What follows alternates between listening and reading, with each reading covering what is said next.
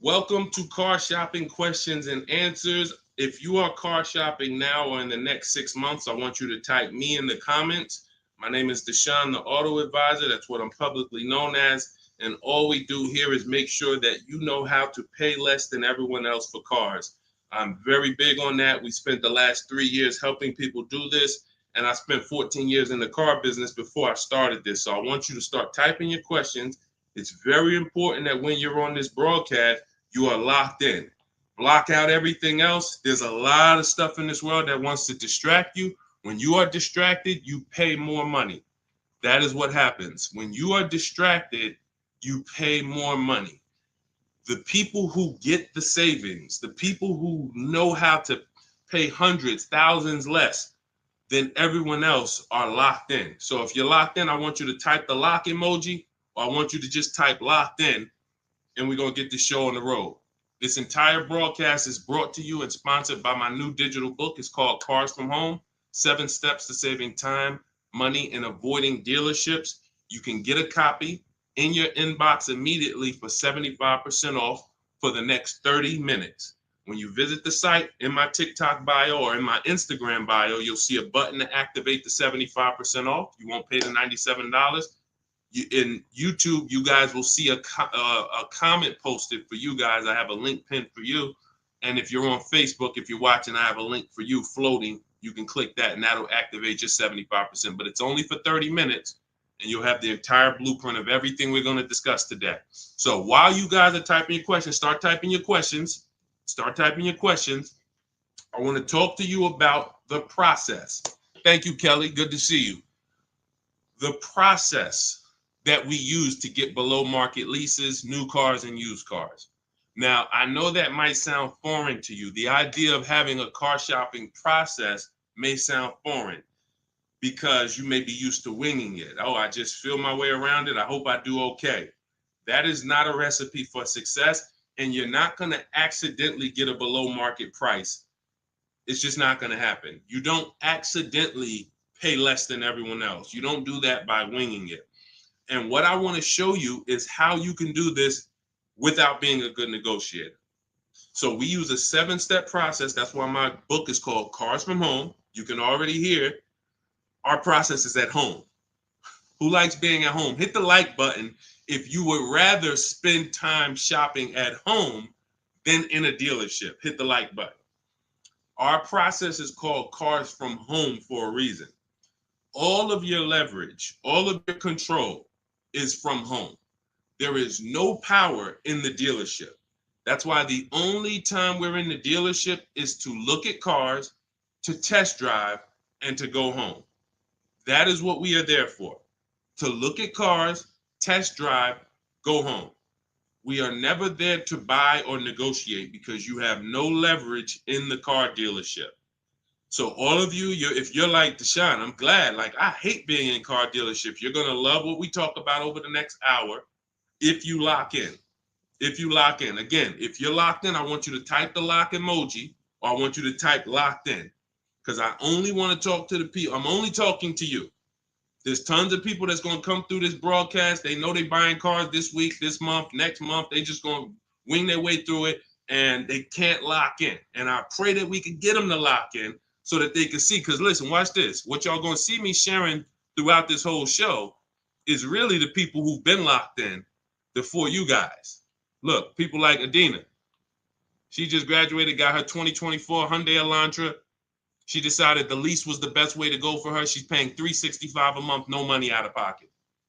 $365 a month. I know people right now. In fact, this reminds me when I was young, when I had my first, I got a Pontiac G6 lease. It was $256 a month. A friend of mine bought a car just like this, a Toyota Corolla. They were paying $500 a month. So you talk about 365, 500 and change. These are major. And now to buy a Toyota Corolla will probably be more like close to the $600 a month to buy a new one. So we're going to talk a lot about our structure here. So let's get into it. Dolan, I see we getting questions, but let me, as we get the questions, let me, matter of fact, let's go. We'll start with the questions. No, bring it up. Because as quick as people type questions, I'll get to them. So this one's from TikTok. I practice what you preach. lease and get the lowest payment and under warranty, it's great. I stay there all day at the dealership until I get my price. See, now that's the only part. I love the first part of what you said. The second part, we don't do. And I'm going to tell you why. You don't know what the bottom is. Every dealership's bottom is different. And what they want you to do is they want you to think, again, if this is your first time on a live with me, I want you to type the number 1. Type the number 1 if this is your first time ever on a live stream with me, with us, first time. You may not be familiar with what we teach here. So let's get this out of the way.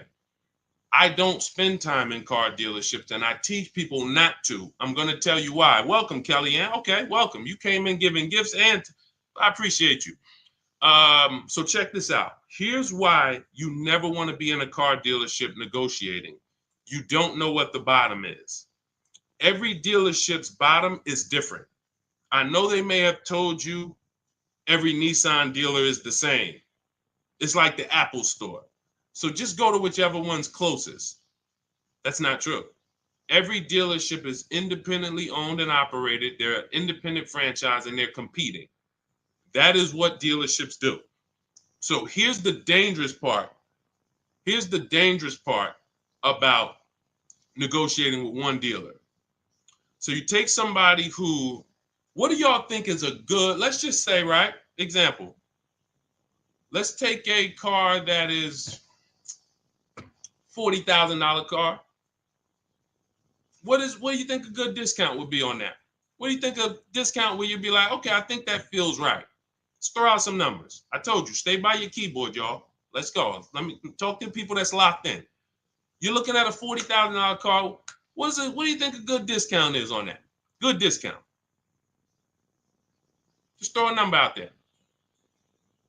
Some people don't know. 35, okay. $5,000 off. Okay. We'll get to you, Theo. I see you. Okay. $5,000 off. Okay. Let's go. Kelly Jean, you locked in today. I'm okay. $2,000 off. Okay, Atlanta lawyer. Okay. Now watch this. So somebody said 2,000 off. Somebody said 5,000 off. Watch this. Now Tiffany gets a $40,000 vehicle. Look, MSRP was $44,820. She got $6,538, $30 off. Now let me tell you how she guarantees that's the best deal. Multiple offers. If you're in a dealership where the market price of the vehicle is everyone's charging $5,000 over sticker, $3,000 over sticker, $8,000 over sticker, then maybe a $2,000 discount is the best in the market. But there's no way for you to know that without multiple offers. Like, look at Eddie. Eddie's shopping for a Toyota. He bought it. This was last year. He bought it and he said, look, I went with the perfect purchase route, which is a strategy I teach. 2023 Toyota Camry hybrid with all the bells and whistles. Initial quotes were over 10,000 over MSRP. So if any of you are familiar with this vehicle, the Toyota Camry hybrid, dealers were charging people ridiculous money, and they still are. He ends up getting a $2,086 discount after he looked at multiple offers. That is the name of the game. You can't, because now let me show you a little bit more of why we must get multiple offers. You can't feel for the bottom. Look at this. When you look at somebody like Kimberly shop, she gets a matter of fact, oh no, we just had somebody I want to share with y'all because she saved more money than anyone else I've ever seen. Did I bring her deal in here? Did I bring her deal in here? Hold on one second. Yes, I did. So this is Milligan. This was last week. It was a couple days ago. She gets a 2024 Mercedes EQE. It has a $79,000 list price. $79,000 list price. Now, if she would have went in there and said, well, I'm just going to negotiate my way in, and I'm just going to, let's say she got $8,000 off, $10,000 off. Who would feel like that was a good deal? You go in, you're looking at a $79,000 Mercedes. You know, does your gut tell you that's a good deal, or you want more? 10,000 off. Let's say 15. 15 off. And is that a good deal? Come on, tap in with me, y'all. Talk to me. Talk to me. I want y'all to know, because we don't do. I want y'all to know that I'm conservative with what I'm about to tell you. But I need you to hammer this point into your head that negotiating with a dealer is a losing battle when you're negotiating in there. So all right. So Jimmy said yes. I see you. Kelly said yes. 15 grand sounds like a good discount. I would feel good about that. Milligan paid $56,000. If you're on YouTube and if you're on Instagram, you can see it on the screen. She sent me her paperwork. This is what I do. So this is literally, people send me their deals. People who I work with around the country, whether you have my book, whether you're in my program, people send me their deals all the time. She paid 50. She saved almost $30,000 on this vehicle. Brand new vehicle. So what does that tell you? Had you gone in there and agreed to a $15,000 discount, you would have left thinking you did okay, which is the point I want to make before we wrap this question up. The name of the game with car sales, and I did this for 14 years, is not that you win. It's to make you think you won. The name of the game with car sales is to make you think you won. It is a psychological game that when you're negotiating one-on-one with dealers, it's impossible for you to you can't win. So when you step outside and you start to sit back like we do and shop from home, and you learn how to look at the market the way I teach, the way you're going to learn, the more you tap in here, you will understand that your money and your leverage is at home, putting dealers against each other. Not going into one dealer and saying, okay, how much can you take off? Okay, who got that? Type $ if that point makes sense. You cannot feel for the bottom. You cannot say, oh, okay, that sounds good. 3,000 off. That sounds good. 10,000 off. That sounds good. 20,000 off. You can't say that on any vehicle. Now, sometimes your best discount in the market is 8,000. Sometimes your best discount is, like you saw Tiffany a little while ago, 6,000, 6,500. But the only way you can guarantee that that's the best offer in the market is to be at home looking at 5 to 7 offers. And in my book, I teach a strategy called the 25 to 5, where we connect with 25 dealers online, and it literally takes us 20 minutes. I have all email scripts that you send. There's no talking. We use this for new cars and leases. And literally, you will get 5 quotes. That 25 to 5 get you 5 to 7 written offers so that you can see what the market is. And you're going to be amazed to see that the best offer to the worst offer is so far apart. When you're looking at these 5 to 7 offers, you're going to be like, wow, how could these dealers be so different? Because 80% of them are overpriced.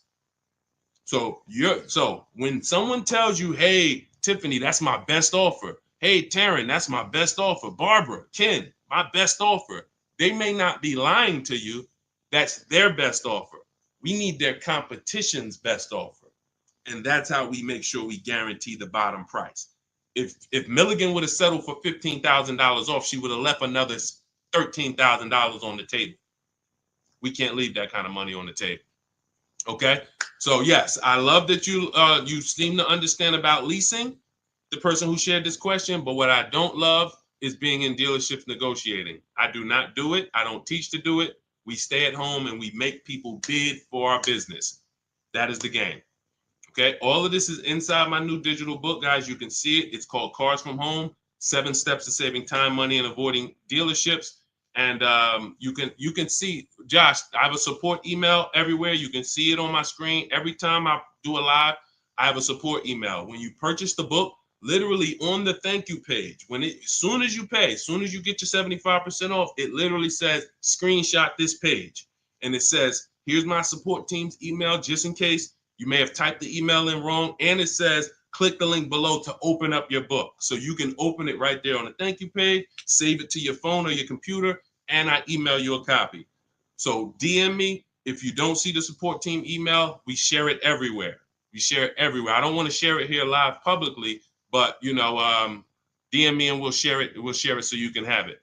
All right. Hey, Deshone, I drive 31,000 miles a year. Can I still get a lease driving that much? Theo, great question.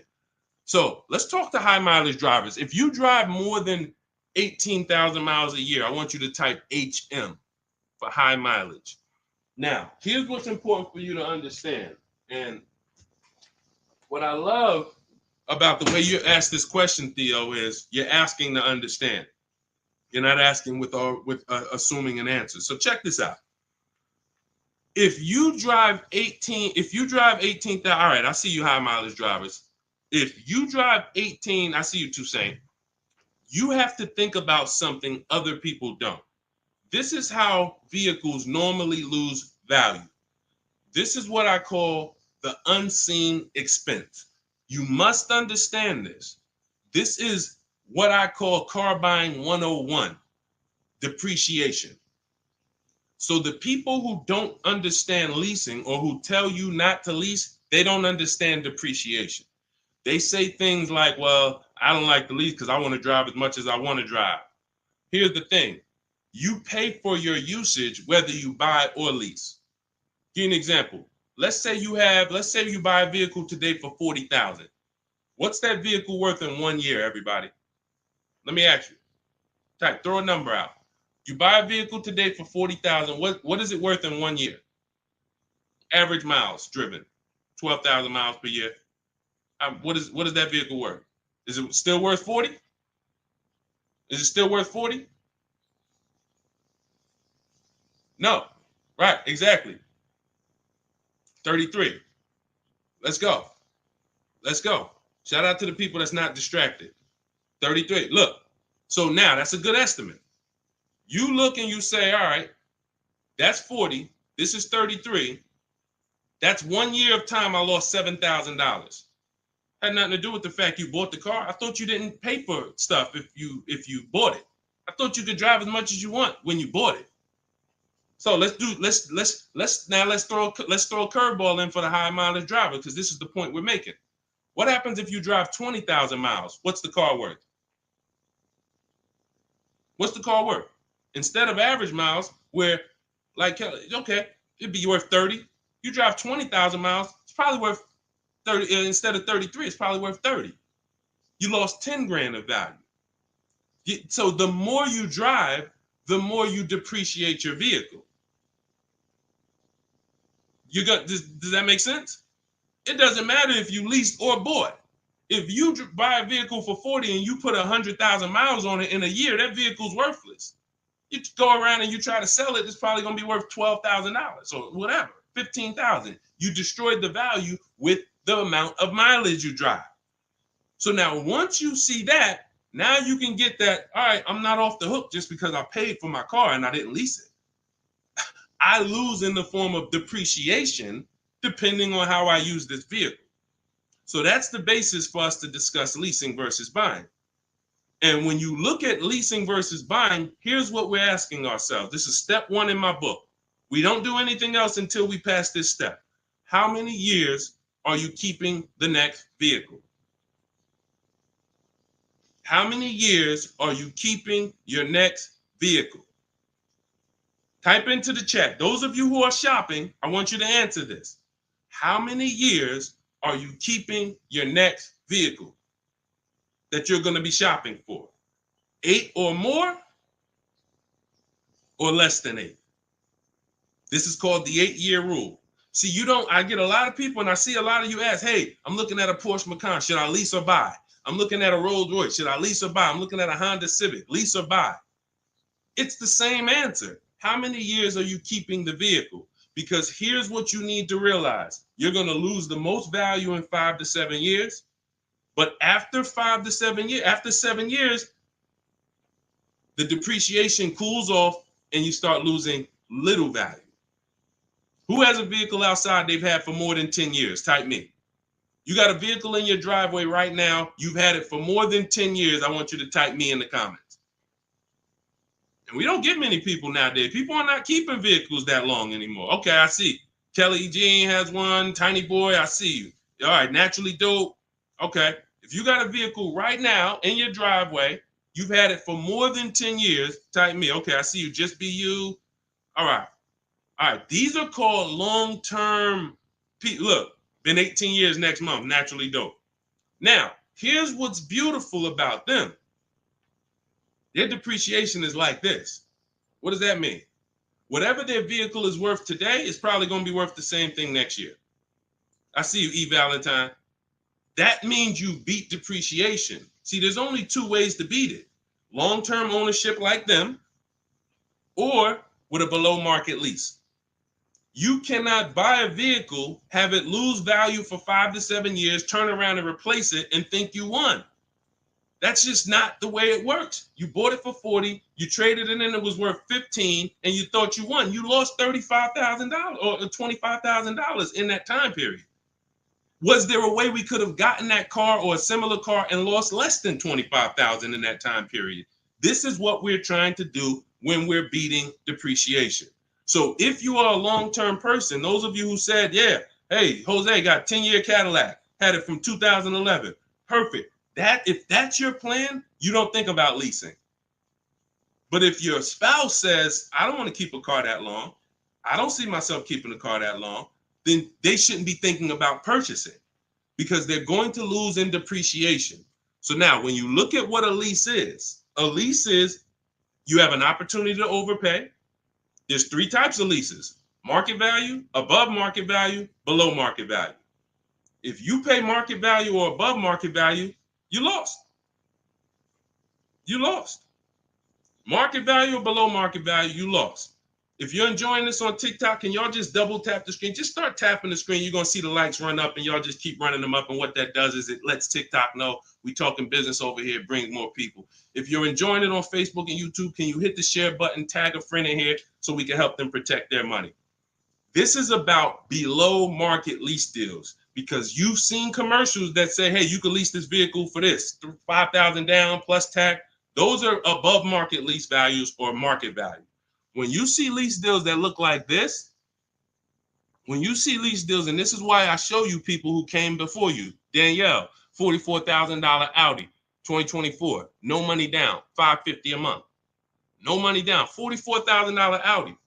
You guys know, some of you know, every $5,000 on a loan is about $100 per month. So to buy that $44,000 Audi with no money down, we always shop our deals with no money down. And once you embrace what I'm telling you, you'll be shopping with no money down only. That doesn't mean we don't put money down, but we always shop all our deals, purchases, leases, used cars with no money down. Because when you start putting money down, it confuses you. Unless you're really, really good at math. If you're really great at math, then it won't. But if you're not great at math and you start putting money down, it's going to confuse you because you really don't know the deal you're getting. You only are focused on what is that monthly payment. So that's why we shop with no money down. But to buy this same vehicle with no money down for a $44,000 vehicle, that's a $900 payment on a 5-year loan.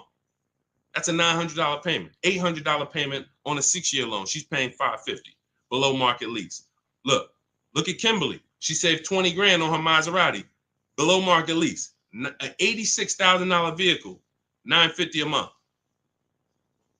$86,000 vehicle, $950 a month. Charles on his Palisade. Some of you have a Palisade. It's $48,000 vehicle. 48, almost $50,000 vehicle. That's $1,000 a month to buy. All day long, 5-year loan. And some of you, if you're like Deshone, well, I got a $50,000 vehicle and it wasn't $1,000. That means you took a long loan. So we don't do that here. We don't take 8-year loans. We just don't do it. It's the same reason we don't take 40-year mortgages. We have boundaries here that tell us this is too expensive for us. So anyone can get you in a car. You could go buy a Bentley. They give you a 190-month loan. You'll be able to afford it. That don't mean it was a good deal. So we cap our loans at 672 months. We will not go longer than that. That is the longest loan we take. So you look at what this would have cost Charles. Hyundai Palisade, $48,000. That's $1,000 a month payment. What is he paying? $597. And you got people like Zafrina who just killed it. Look, $65,000 Jeep Grand Cherokee, $579 a month. That's a 0.88% lease. These are below market leases. So when you're shopping for a below market lease, you are beating depreciation. Had they bought any of these vehicles, the vehicles would have depreciated way more than the small monthly payments they're paying to drive these vehicles. And then we look at Jen. Jen got an 18,000 mile a year lease. She bumped hers up to 18,000. Started out at 512 on her Honda CRV. Bumped it up to 18,000. Look, she went from 12,000 miles per year to 18,000 miles per year. It was literally 40 something dollars more per month, $50 more per month. So some of you see people and you're like, oh, they blame the lease for their mistakes. Oh, I didn't get enough mileage, so I ain't leasing again.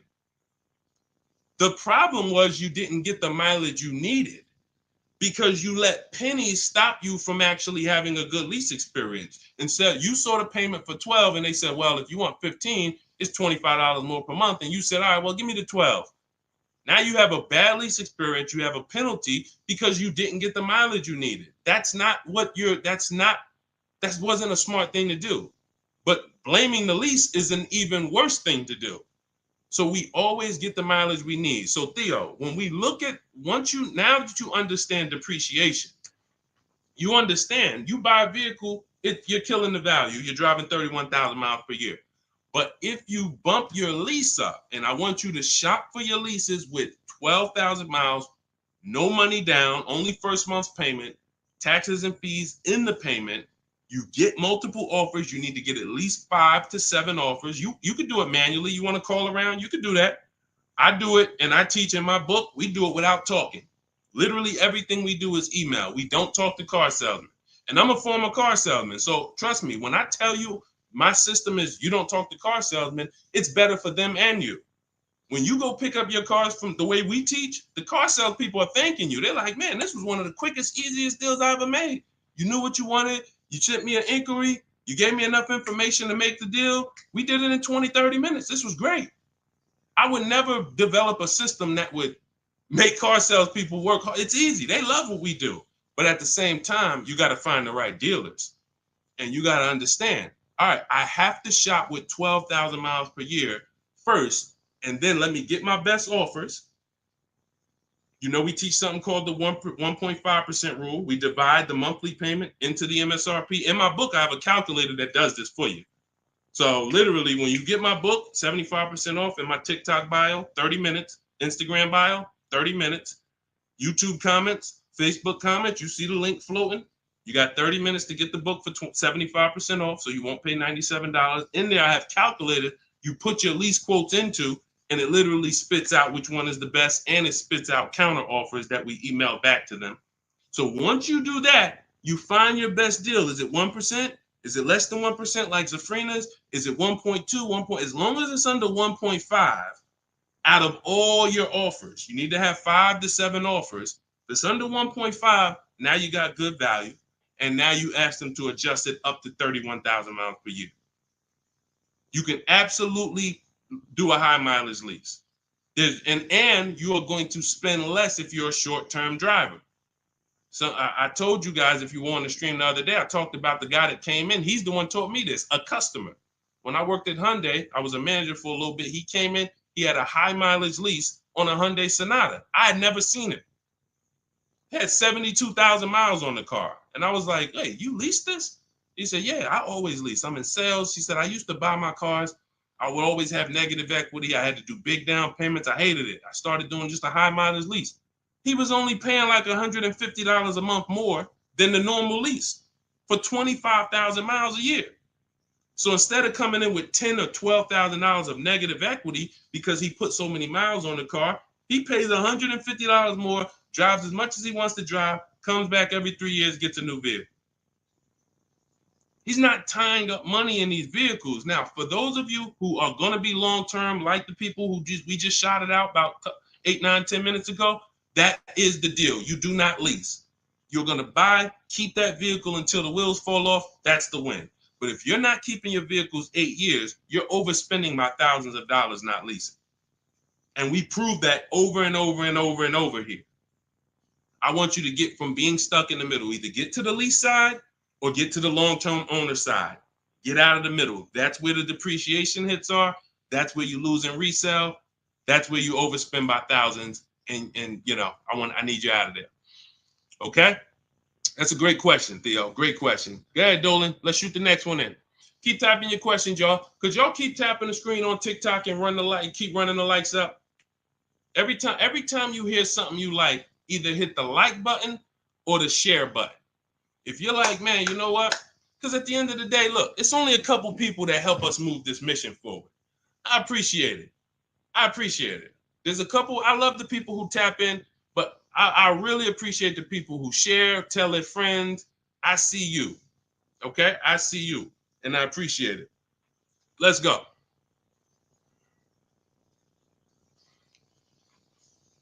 Okay, this one's from Instagram. If you negotiate with the manager, can you save because you're cutting out the sales guy? No. When you negotiate with a manager, I'm just trying. If I didn't have my way of doing it totally online by email, then I would be calling sales managers, and I'd only be dealing with sales managers. I'd be talking to at least 5. I'd be talking to as many sales managers as necessary to get 5 offers. And this is only for new cars and leases. The process for used cars is entirely different. We haven't had a question about that yet, so I'm not going to go into detail with it. But the process for shopping for used cars is totally different because that's based on marketplaces. But when we are talking and we're shopping for new cars and leases, we're only dealing with, I would only deal with managers if I wasn't doing it by email.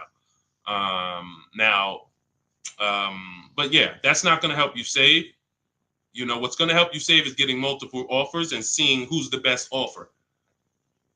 Seeing which the first thing we want to decide when we look at a car. I was at the gym today and one of my friends showed me, hey, D, man, I'm looking at this car right here. This Lexus dealer had it on their showroom floor. I said it's 100 of them in the country. See, you fall in love with that one. And you seem to think, that's the only car out here like this, and whatever I can negotiate with them is great, man. 100 of those cars are around the country. 100, maybe 30 of them are within 100 miles of you. My mission and your mission is to find which dealer is going to sell that car for the lowest price. That's the mission. It's very simple, and it's very simple when you're doing it from home. Very simple. We don't negotiate with one car. They're cookie cutter. I don't care if you're looking at the rarest Bentley. There's still a couple of them in the country. Because the more, when a dealer can make you think we're the only ones with this car, they can charge you what they want to charge you. And you're going to say things that are going to be like, charge me more. What does that mean? Oh, man, I ain't seen this one before. Okay, ching, cash register. You say stuff, See, I'm a former car salesman, and thank God he's put me here to do good in this world. And he's given me a heart to help people, and I just never had the heart to take advantage of people. I know the business like the back of my hand. I've been a manager at Ray Katina. We had to run our own deals. Most car salespeople have no idea what I'm talking about. Me and my friend, we were just talking about this because the places we worked at, we had a different standard. We had to know the numbers. We ran the program. Ray Katina didn't have finance managers. A car salesman who just runs back and forth, no disrespect, but you don't know what we're talking about here. You say, all right, get the customer, go get the numbers. Get the customers, go get the numbers. You won't get that. But at the end of the day, that is like this. When I tell you that when you start putting dealers against each other, it's the only way for you to prove to yourself what I'm telling you is true. I can show you people all day long. I can show you Jen. I can show you Rosalie. I can show you these people ain't me. These people wasn't in the car business for 14 years. Ansley, look, got his car in 2 days. Look, he said, I started the process Saturday, made the deal Monday. Got him a 2024 QX60 Lux, $58,000 vehicle, $554 a month at home. At home. He wasn't in the dealership for 12 hours to get this ridiculous price. I can show you this all day long, but until you see that the name of the game is putting dealers against each other, and when you see how much you're going to save, you'll never go back to the old way. You'll never go back to the old way that you were programmed to shop. You weren't taught to shop that way. You were programmed to shop that way. Nobody taught you to shop like that. It just was like, oh, I guess I'm going to go get a car. Let me go into the dealership. No one told you to do that. It's an indoctrination process. So you got to get the mindset first. Biggest thing. That's why that's why there's a couple things that I do to let you know it's mindset first. Without the mindset, you can't get what we're talking about. Unlearn, relearn. That means you got to unlearn what you were taught. You got to unlearn what you do. If it's not working, unlearn it. You can't relearn it until you dump the old stuff. Cars from home. That's the mindset. That's the mindset.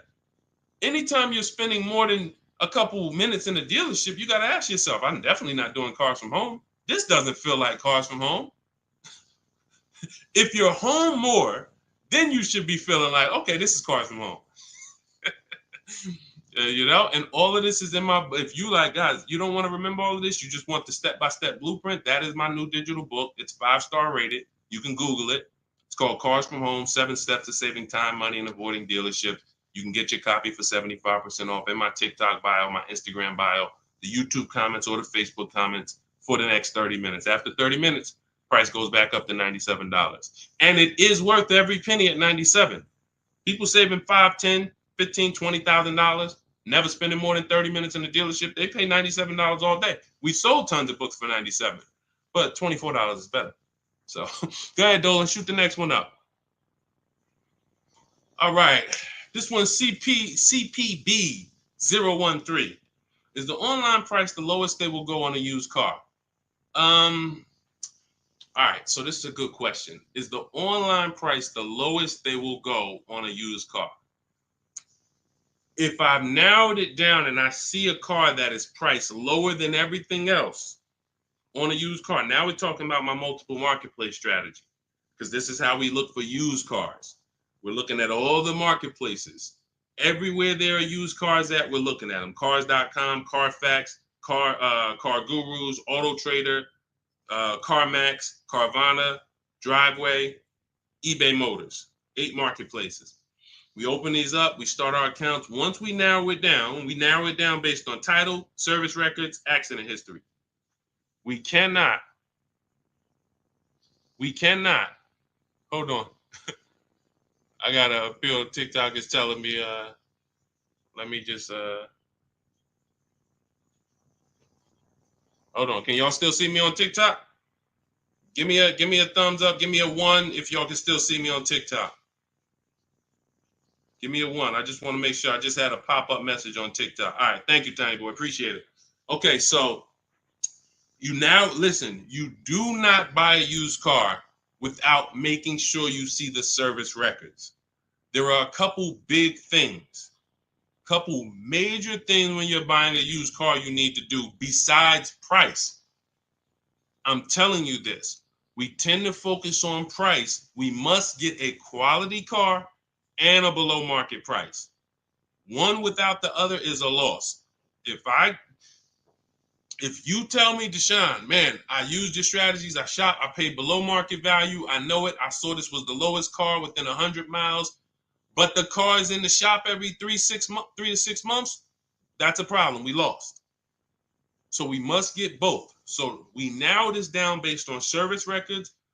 As of right now, Carfax is the only one I know that shows service records. So now you can pull this and you can use this on your actual, you can use this as a last case when you narrow it down. Now in my book, it's only one strategy I don't share publicly. It's my secret strategy to get free Carfaxes. I share everything else, but that's my secret sauce. So that's in my book. I'm not going to do that here. And I'm going to tell you why. One Carfax covers the price of the book.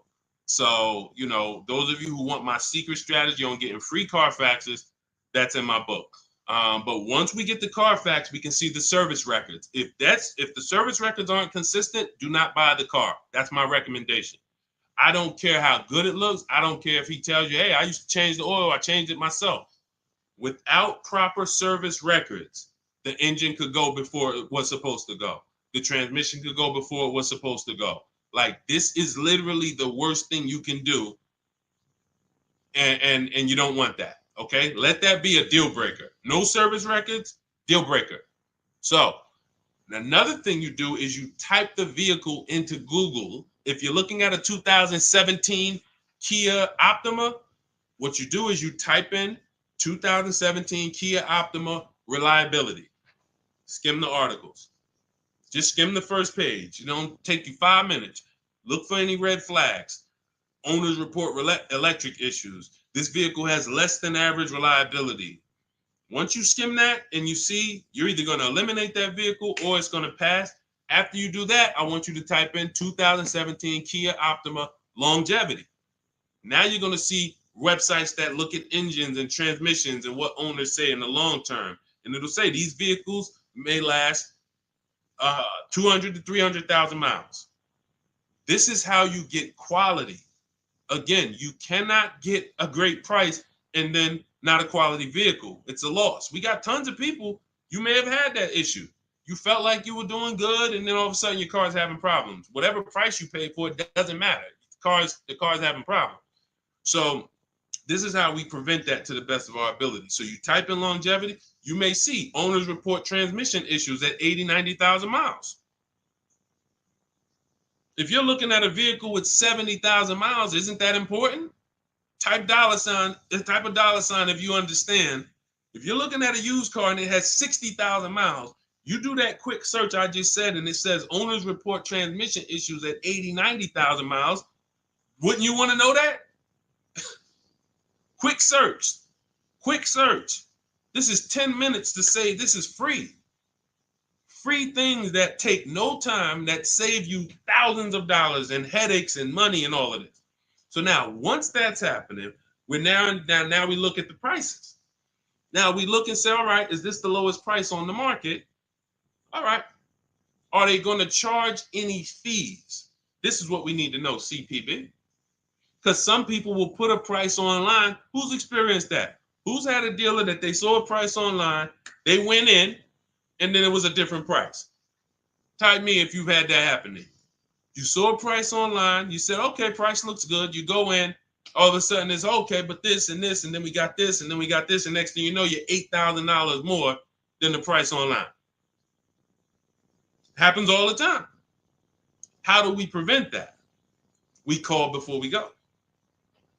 We must verify fees before we go. So when I look at a price online, CPV, you got to understand something. There's two types of dealers. There's dealers who list used cars and they have no intention to sell the car at that price. They're going to bump the price up when you get there, and they hope you don't call. Because if you call, then they know you won't come. And in my book, I teach you how to call. We don't waste our time. We don't let anyone waste our time.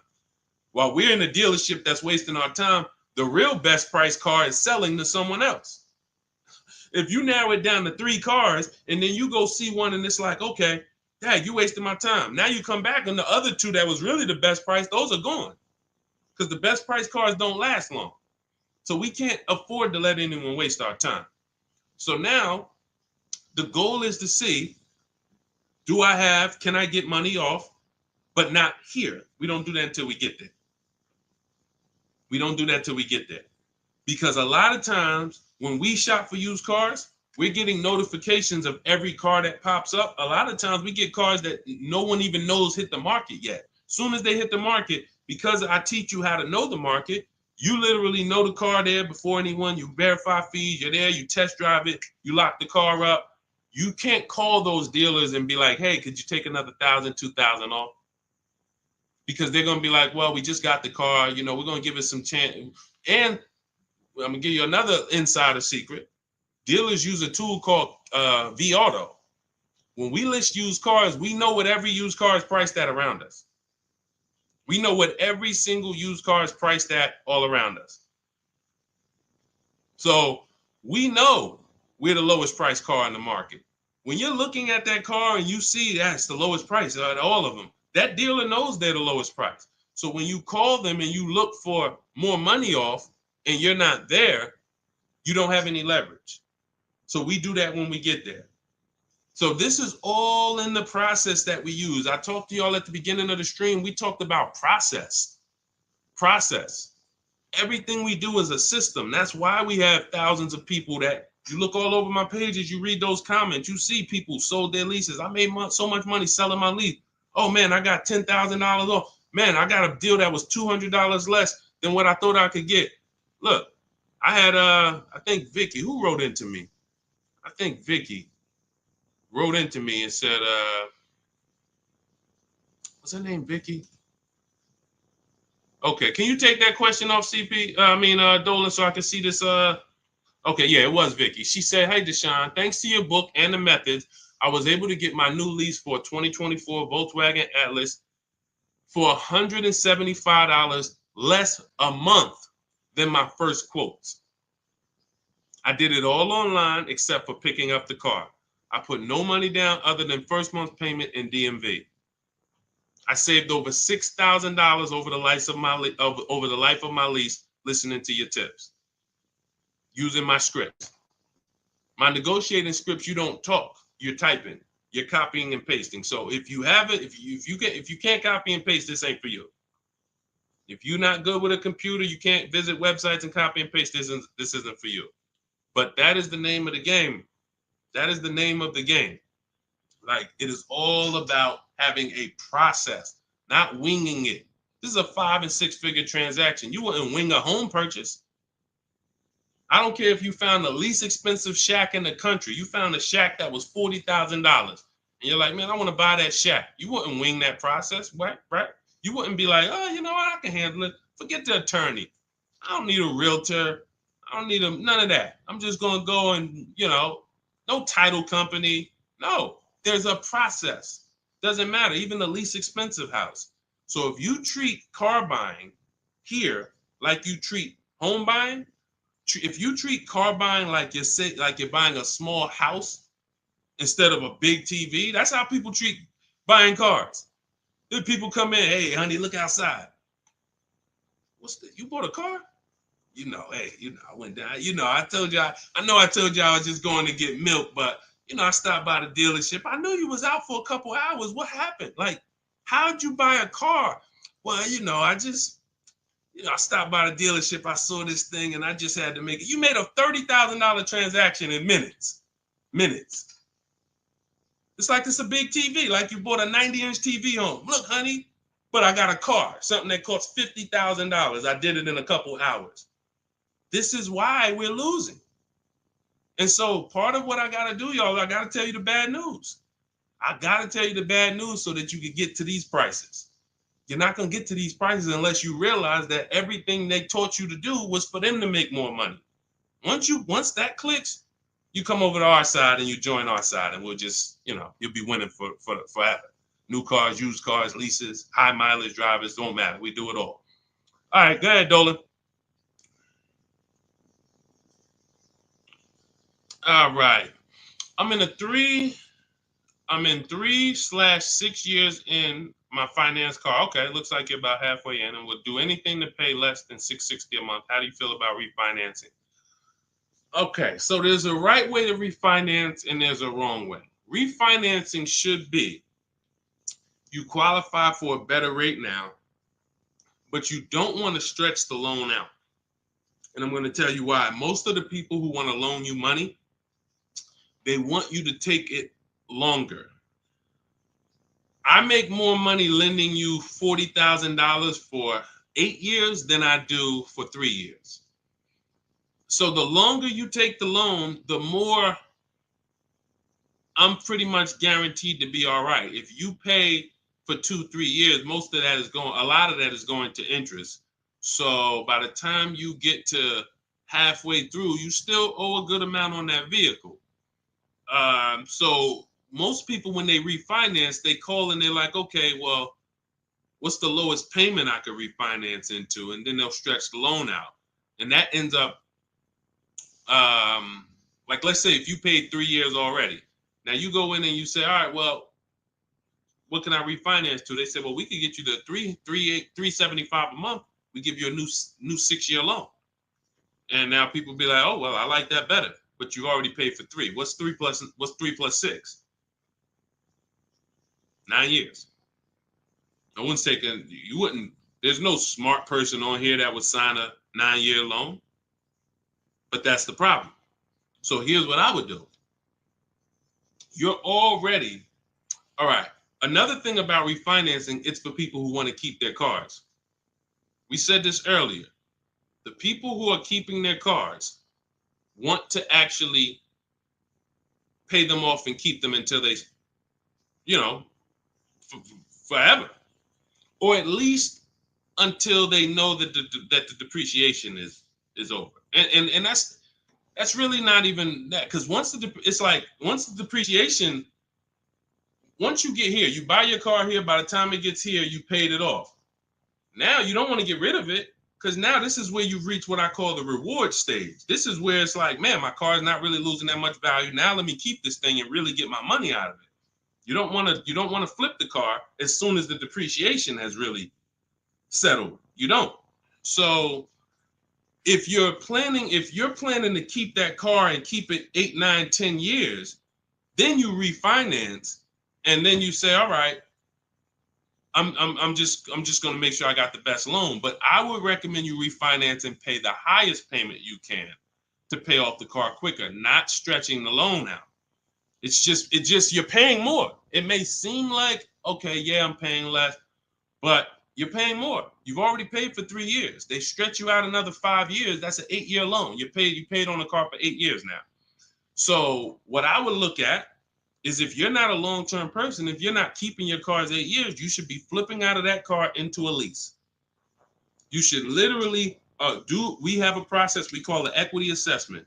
Some of you know there's a word we don't use here. It starts with a T. Who knows? Because I know we got some new people on here. If this is your first time, you wouldn't know this. But there's a couple people that tap in with us regularly. They locked in. They becoming below market masters. A lot of them have my book already. So there's a word we don't use. It starts with a T. See if we got anybody on here that know. Thank you, Terry. Trade. Yes. Thank you. Way to go. I love the people who are locked in. I'm always going to listen. I'm always going to give y'all extra attention, because y'all are the ones. It's a lot of distractions out here in this world. A lot of people want you reading news articles and all of that. While you doing all of that, people charging you more money for everything. Stuff you didn't have to pay overpriced for this car. But because you didn't tap in and lock in, now you just went and did it over. So yes, we don't trade. So what you would do is you would do an equity assessment. We go to cash buyers. We use 6 buyers right now online. CarMax, Carvana, Driveway, KBB Instant Cash Offer, and AutoNation and Car Gurus. That's 6 cash buyers.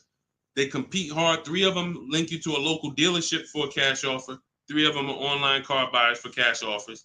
And these are people I've helped hundreds of people sell cars to these people. I've sold my car, my mother's car. We both sold our leases, and I ain't gonna tell you what I made when I sold my leases, because that's when the market was high and every car was worth $7,000 to $12,000 more than it's worth today. You know, I'm so glad we look back and we helped a lot of people cash out and benefit from that market. That's no longer here. That's over. But there was a 3-year run where we were selling leases and making literally 5 figures. It's amazing. But anyway, the point is, you want to do an equity assessment. You want to let these cash buyers bid for your asset and see what's the most you could pay. You're not going to get money. You're not going to get these numbers on trade. So once you do that, you see how much you can pay. Now, we were switching to a lease. You get a below market lease on something, you drop your payment very simply. Very simply. You going into another finance though, it's going to be difficult for you to do that. It's going to be difficult for you to do that.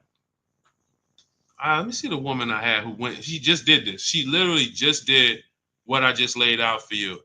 And let's see, what was her name? Melissa. Was it Melissa? Yep. So Melissa said, you see this a couple days ago, she said, I took possession of a 2025 Honda Pilot EXL. She realized, you know, she wasn't a long-term person. She's not keeping her cars 8 years. She's losing on depreciation.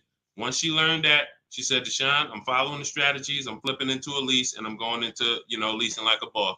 She ends up leasing. She now gets her equity assessment done. She finds out she has $12,000 of equity in her old car. $12,000 of equity in her old car. Now, after she does her equity assessment, she says, all right, let me get my offers for my Honda. Let me see the dealer that's going to sell it to me for the lowest price. If you're on YouTube, if you're on Instagram, you can see this.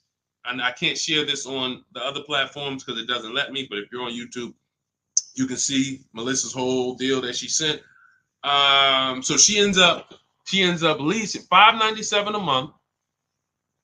She got a 15,000 mile a year lease. The Honda was, I believe, close to $50,000.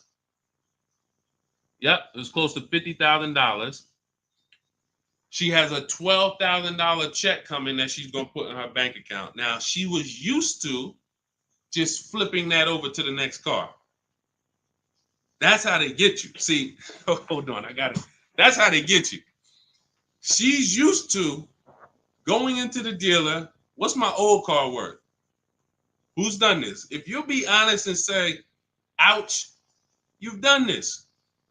If you can't say amen, say ouch. That's what my old pastor used to say. Can't say amen, say ouch. When you look and you go, what's my old car worth? I want to use that for a trade. I don't want to put no money down. That's why I got my old car. Now what'll happen is that old car, you just flip the finance, and now when you hear the payment, it's like, okay, I guess the payment's not that bad, but you don't realize your old car was a $10,000 to $12,000 to $15,000 down payment that just stacked their profit, and now it's all types of bad. It's because it's too much money for a person to control. It's too much money. When you go into a dealership to trade and you need a loan, that's 3 transactions you're giving to the dealership.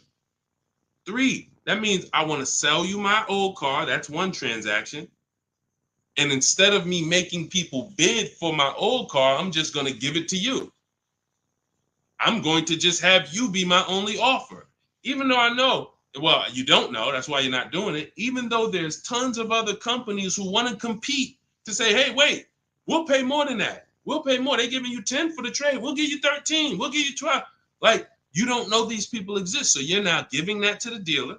Now you say, and I need a loan. You don't realize there's banks and credit unions that want to compete all around you. Hey, we could do a better rate than that. We could do a better rate than that. In my book, I teach something called the bank bidding war, where we have all of these people bid for our loan, and it doesn't affect our credit. There's a particular way we do this. It's a bank bidding war. They give you a window to shop. Now, you can't let dealers run your credit and just run you, that's different. I'm talking you rate shopping. But you're giving that transaction to the dealer without shopping it. And then you're buying a car from them, even though there's other dealers who have the exact same car that you're not getting prices from. That will sell you the car for $3,000 less, $5,000 less, $8,000 less, $15,000 less. You won't know that because you're just dealing with this one person. So that is what happens most of the time. That's why when you step into our way, you see it's totally different. You can't even mix what we do here with how y'all do it. You can't. It's oil and water. So that's how Melissa did it. The same way I just told you to do it. She said, you know what? I'm not buying these cars anymore. I'm not keeping them 8 years. If I'm keeping a car 8 years, then I'll shop to buy again. Again, for those of you who just came on the stream, if you are keeping your car more than 8 years, your next car, you shop for a purchase.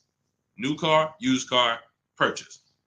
But if you cannot tell me 100% you are keeping the car 8 years, you should be shopping for a lease.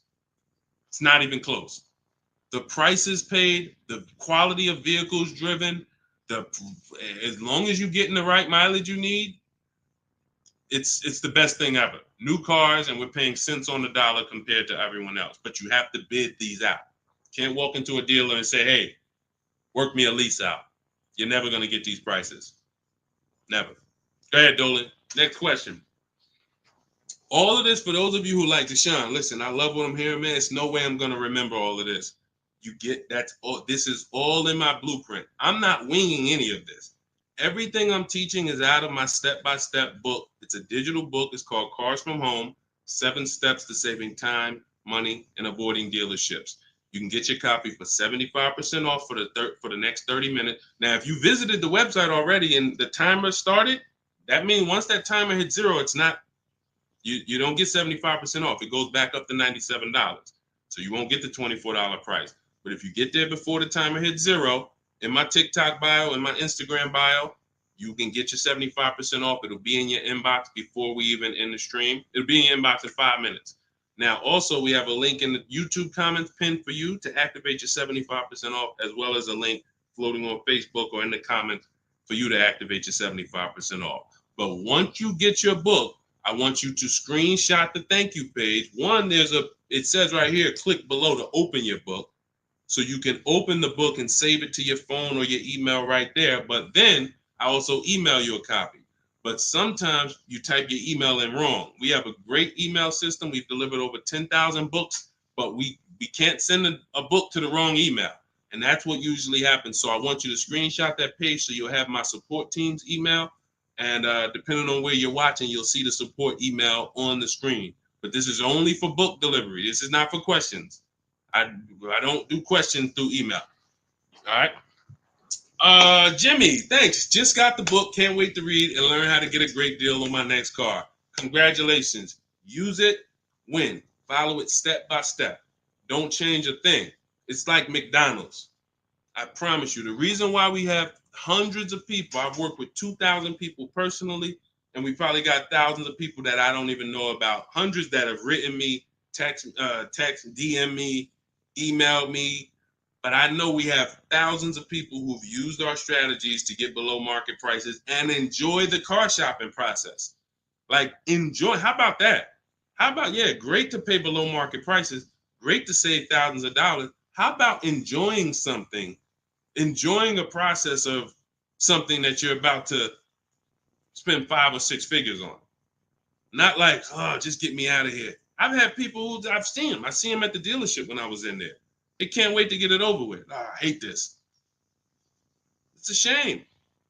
It's a shame. We enjoy car shopping. When you're in control, when you're making people bid for your business, when you see companies, banks, dealerships fighting in your inbox, hey, look at my offer. Look, hey, can we anything we can do? When you feel like that, you see you are the prize. You see, you're the prize. Your business is the prize. The way we shop, we're the prize. You know, the way you've been taught to shop, you're begging. You're just begging. Come on, can you take off another 1,000? Come on, you really gonna lose a deal over, $20 a month? Come on, I know you could do better than that. You're begging. Mm-mm. Mm-mm. Yeah, congratulations, Jimmy. Keep me posted and make sure you email me your deal when you get it. I can't wait to see it. Go ahead, Dolan. Got a time for a couple more. All right, let's get through as many as we can. Let's go. Just be you. What's average credit score you need for a good lease with no down payment? I would say I like to see people around 670, 660. Depends on the vehicle you're shopping for. Now, there's some vehicles that won't let you be their first lease. If you've never had a car loan, you need to have a car loan. Mercedes was big on that. They wanted you to have a car loan or lease prior to them. But usually a 680 can get you approved tier 1 for most vehicles that I've seen. Now, it's not all about credit score. It is. I have something in my book I call, it's called, leasing and credit. And what I tell you is it's about profile. It's more about profile than just score. Profile is like nothing gets you approved for a lease like a paid car. If you paid on time for a car you have now, even with a 640 score, if they look at you and see, wait, well, she's never missed a payment on her car in the last 5 years. There's a good chance you're going to get approved because that weighs heavy, But if you don't have a car or a paid off car, then you want to have a higher score, 680, 690, 680 I usually see. And again, it depends on the vehicle, but most vehicles that I've seen with a 680, solid profile, good income, you don't have to make a lot, they need to see that you can afford the vehicle. That's just fine. Yeah, that's just fine. And look, if you're not ready to get a lease yet, then you should be setting yourself up to get a lease. You should be setting yourself up. No, thank you, baby. You should be setting yourself up to get a lease. What does that mean? If you don't have the credit to lease right now, the last thing you want to do is go get let me tell you what people do. Can't sacrifice. Can't sacrifice. You don't have the credit, but you want to drive the nice vehicle. So you're going to go out and you're going to spend 20, 25, 30 and say, hey, what could you get me to on that? Now you go out and you're paying $800 a month. Now, you're already slightly shaky in your payment history. That's a problem because you're biting off a big payment. You're typically going to overpay for that car, and the interest alone is going to be an overpayment. Not to mention the price of the car you pay. So you're getting charged more for interest, which is normal. But without shopping strategies, now you go and you overpay for the car. So you might overpay for the car, and now you got a 25% interest rate. You're burying yourself. So now you look up and you say, okay, next car, am I any closer to leasing? Not if you missed a payment on that. One late payment on that, no, you jacked yourself up. So what I teach people to do is, when you don't have the credit, get something very inexpensive. Get something that you can get, the least expensive car that you can get a loan on. Get a car that was like a Hyundai Elantra or, Toyota Corolla, something small. That was the smallest car you could get, because the smaller car you get, that means you could get it pre-owned and it won't be that expensive. Like, all right, a Hyundai Elantra is $24,000 brand new. That means I could get, if I wanted to spend 10 grand on one, I should be able to get one that's like 7 years old, 8 years old. It's only 24,000 new. I shouldn't have to, but if I'm looking at a car that was 50,000 brand new and I want to spend 10 grand, then, I'm going to get a 10-year-old one with 100,000 miles. So we want to get the least expensive car, the smallest car, no frills car, just to have a payment history. Build that payment history, $250 a month, pay them, work on your credit. Now in 18 months, you go and you flip to a lease. 18 months, 2 years, you go and pull up in a brand new car. The people going to look and say, oh, man, I ain't realized, man, I saw you pull up in that old thing, and I was like, man, what's she doing driving that? But you ain't know, this is a plan. This is a strategy. I'm not going to go and bite off a expensive car. What I need to, I need the nicest car, knowing that my credit isn't there yet. I'm going to sacrifice now for 2 years, get a car with a low payment, make sure it's reliable. I call this a smart car. It stands for saving money at the right time. And then in 2 years, I'm flipping into a brand new lease because I worked my plan. But that's a plan. How many people I saw with bad credit driving Dodge Chargers? I look at what they paying and it's like, yo, dog, this is a horrible deal. Why'd you do this? You couldn't just sacrifice. You already make the money. You could have bought a less expensive car, fixed your credit, and in 2 years you've been driving a new Dodge Charger with, leasing it. Like these are the things that I tell people with bad credit, because it's a real financial, you need a plan. You need a plan. So good question though, just be you. All right, go ahead, Dolan. Send one more in. Let's go. Everybody getting value. If you're getting value out of the stream, type dollar signs. Type dollar signs. This is what we do over here. I see y'all running the likes up on TikTok. Shout out to everybody tapping the screen. Appreciate y'all. Queen Daphne, I was leasing for 20 years and I bought this last car. I have 76,000 miles on it in 4 years. Now I want to get a new one. See, you're a lease person. So you shouldn't, you're a lease person.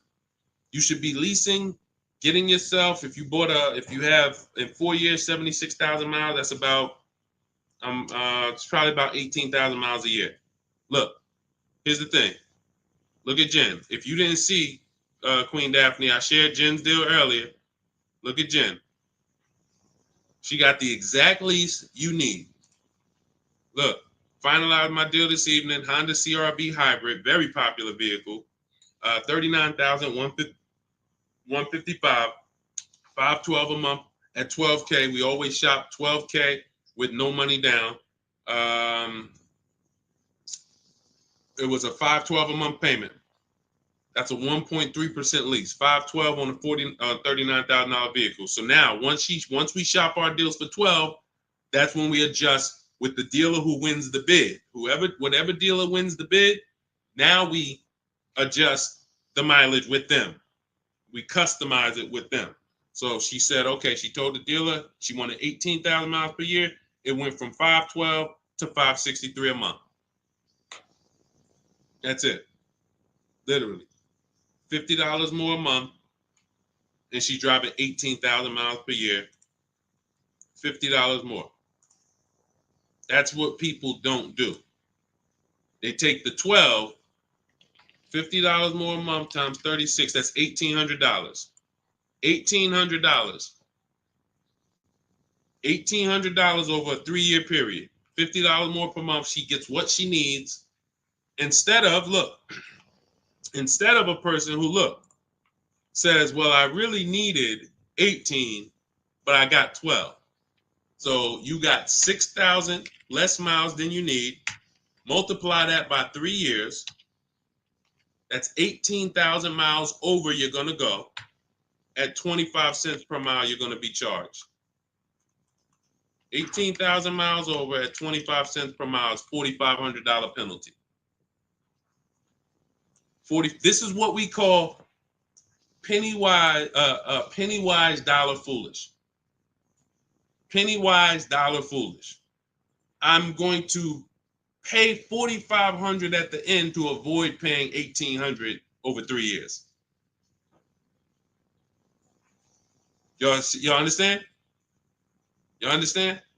It's always about getting the mileage you need. It's always less expensive to get the mileage you need because people think they can avoid that. They think, some of it is the dealer's fault and some of it is the person's fault. The dealer may lie to them and say, hey, if you go over mileage, don't care, just come back and we'll get you out of it. They're just rolling that $4,500 penalty over to the next car and burying it and stretching it out.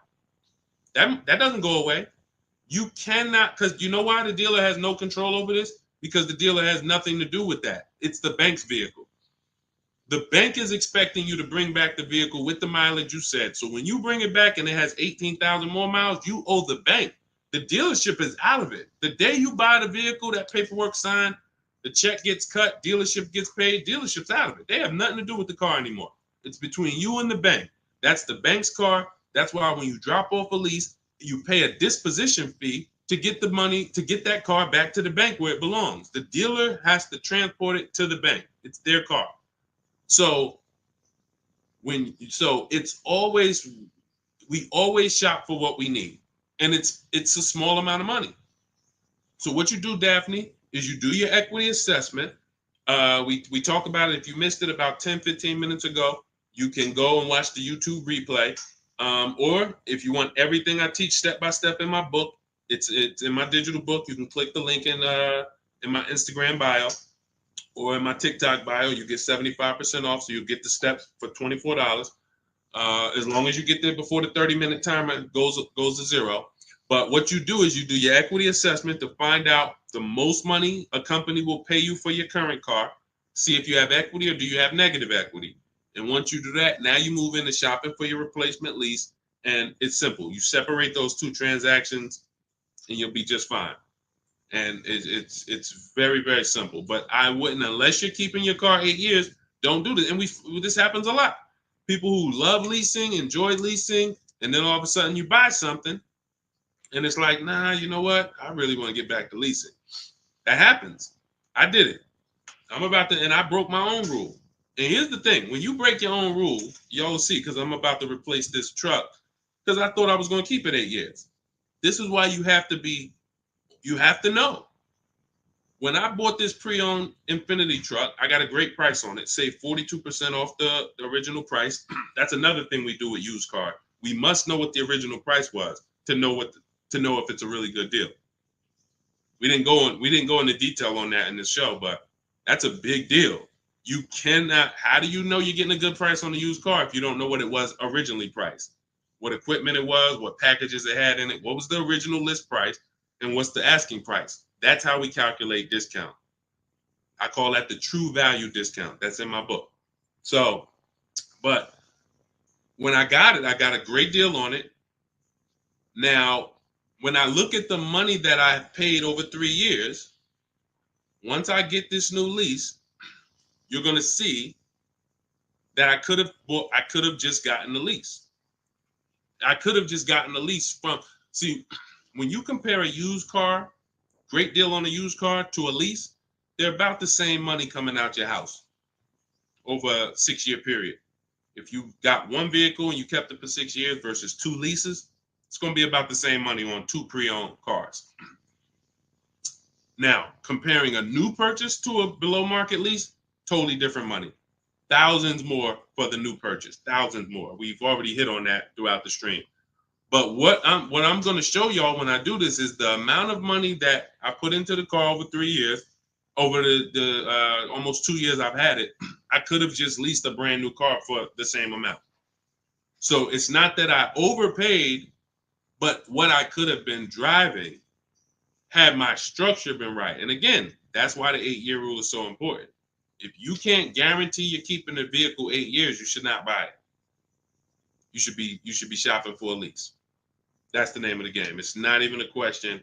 We continue to prove that over and over and over again. So anybody, if you just jumped on, you can watch the YouTube replay. You can see all the lease deals that we shared. Again, the message is get from one side, get out of the middle. Get out of the middle. You either want to be on the shopping for below market lease side, or you're a long-term buyer keeping your cars more than 8 years. Everyone who's buying their cars and trading them in, or buying them, paying them off, and then trading them in, you're losing the most money because you're on this depreciation curve. Again, we're just recapping what we covered in the show so far. This is how you're losing value, and then as soon as you get to the bottom where it's starting to cool off, you replace your car and you go do this all over again. So you need to get to one side. You either want to be shopping over here for below market leases, or you're keeping your cars long enough to beat depreciation, like the people we talked about earlier in the show who said they had cars for 12 years, 10 years, 15 years, 18 years. That's the name of the game. You don't want to be leasing and then buying the lease. You're mixing them. You don't want to be buying the cars and then replacing them before they're paid off. You're stuck in the middle. So let's get in the right structure. Again, all of this is out of my new digital book. It's 5-star rated. It's called Cars from Home, 7 Steps to Saving Time, Money, and Avoiding Dealerships. It is the blueprint for below market leases, the blueprint for below market used cars, new cars, high mileage drivers, high mileage leases. Everything you need is in there in a step-by-step fashion, making banks and credit unions bid for your business instead of just going with one bank. Rates are high. Whenever rates are high, you need to be shopping rates. Even when rates are low, you need to be shopping rates. And you're not, this is all money. 2 points on an interest rate literally could be $2,000-$3,000. That's big money. So we need to know this. All of this is in the book, and you can get your copy for 75% off. It is a digital book. So anything that happens new in the industry, I update it. Example, Vroom went out of business. Vroom used to be on our list of people to sell our cars to on the equity assessment, and they were on our list of pre-owned cars. When we would shop for pre-owned cars, Vroom was on our list.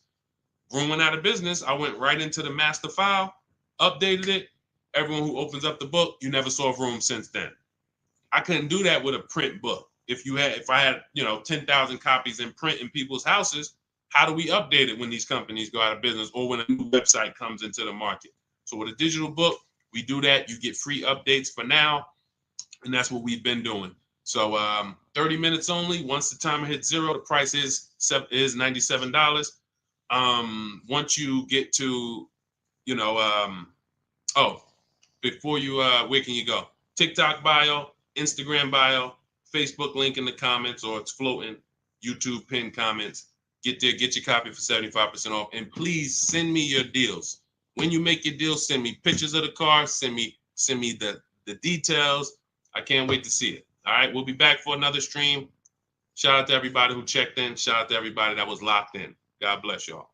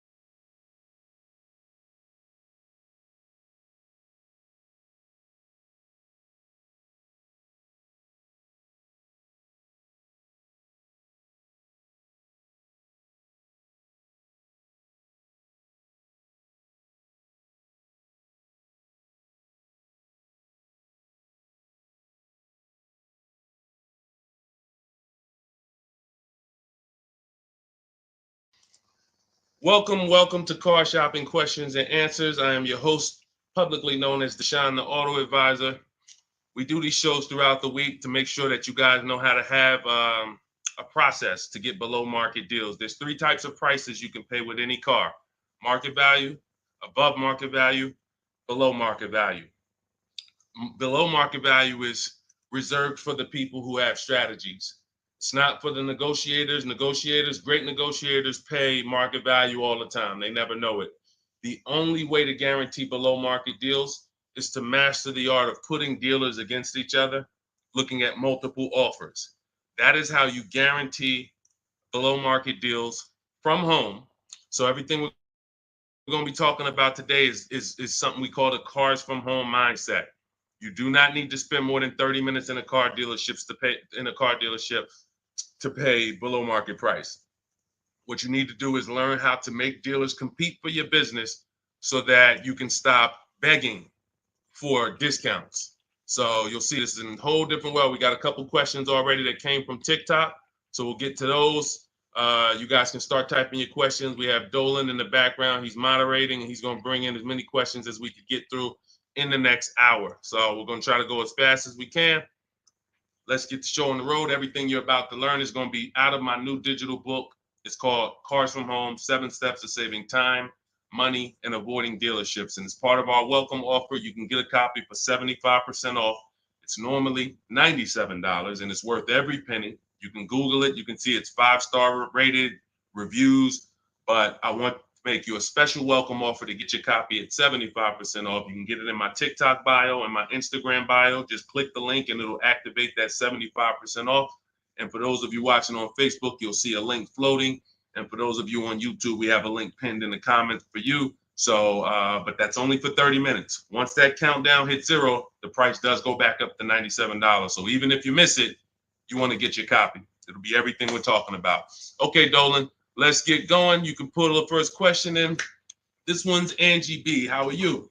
So I just got pre-approved for $30,000 from Nissan. Should I ask about the interest rate and loan? Yes, you should.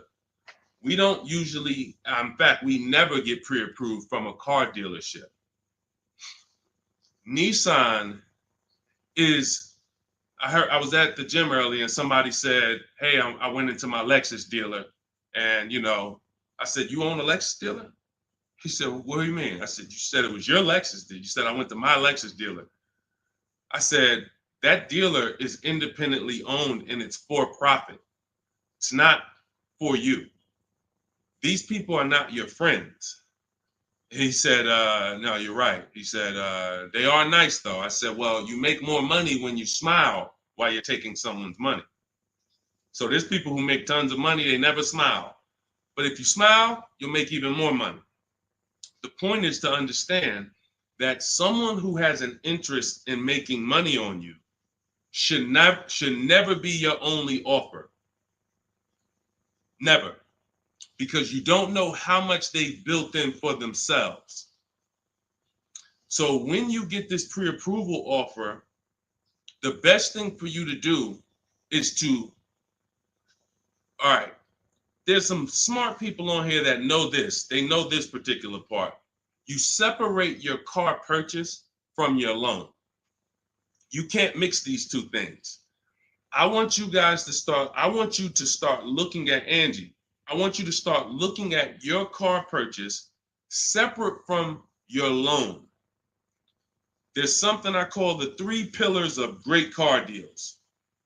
3 pillars. And if y'all are on break or something, or you should have a pen taking notes, unless you're gonna watch this replay, because we're gonna cover a lot of stuff in the next hour.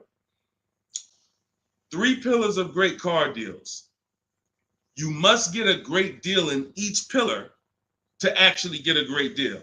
First pillar, who I buy my car from. Second pillar, who I get my loan from. Third pillar, who I sell my old car to. Those are 3 independent transactions. So when you give a dealer your old car, because you said I'm going to trade, now you give a dealer your loan. And you also buy a car from that dealer. You've given them 3 transactions. Each of those transactions has big money in it. How do we know each one of those transactions have big money in it? Well, I spent 14 years in the car business, 5 years Mercedes, 5 years General Motors. That's how I know. But how you can know is to look at the fact that there are companies that only want to lend you money to buy cars, and they want to fight for your business. There's banks and credit unions out there. They don't sell cars. They sell money. They sell money. They want to compete. Please give us a chance to earn your business. You're going to start doing that. There's companies out there, Driveway, Carvana, Kelly's Blue Book Instant Cash Offer, AutoNation, CarMax, Car Gurus, 6 offers. There's companies that buy cars. They pay cash. This isn't Facebook Marketplace. The only way we used to get more money for our old cars than we could get from a dealer is we had to sell it privately. Y'all remember that? Remember that?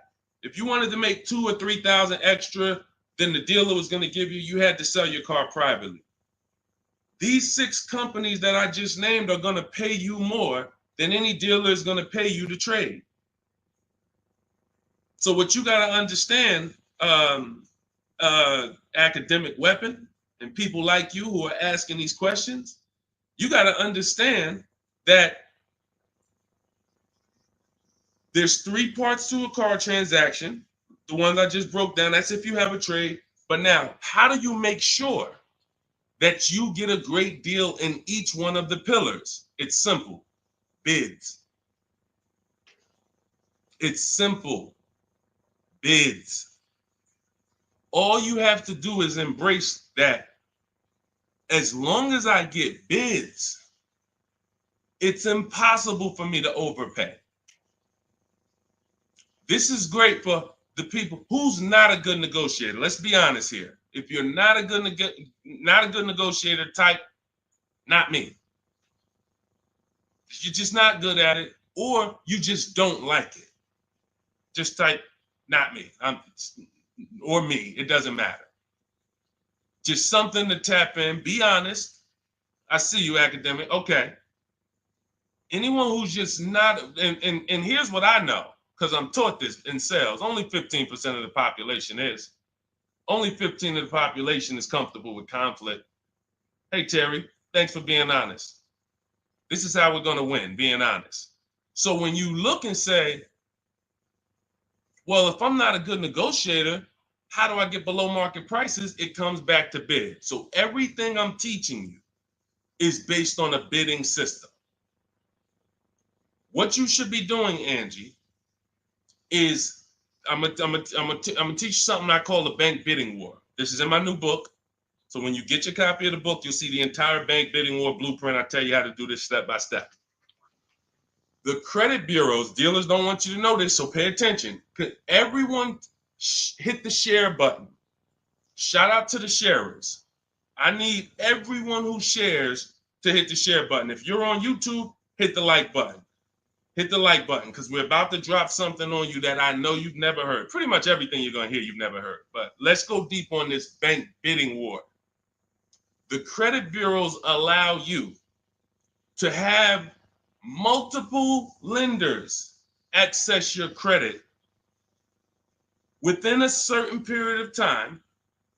And as long as you let them all access it in that period of time, it's going to have the same effect on your credit score as one hard inquiry.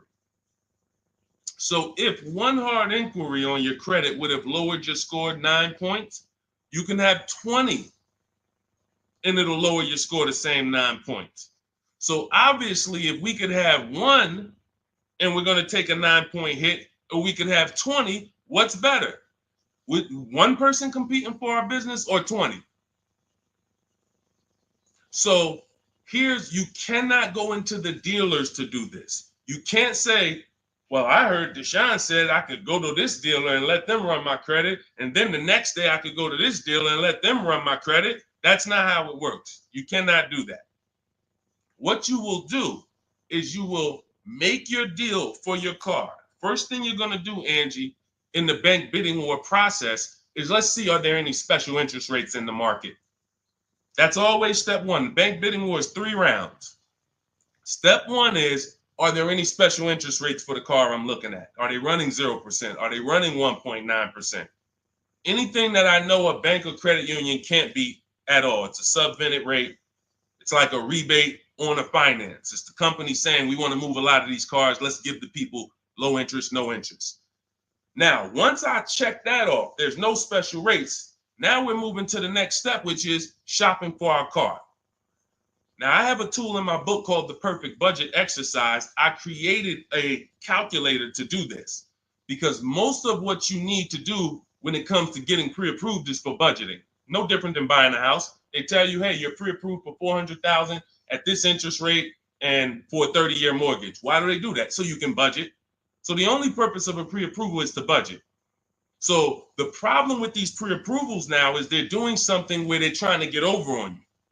And they just see anytime the public starts to move in a certain way, here comes the scammers, here comes the wolves. Once the public started talking about pre-approvals, every bit of the conversation went there, but they don't want you to get pre-approved and shop competition.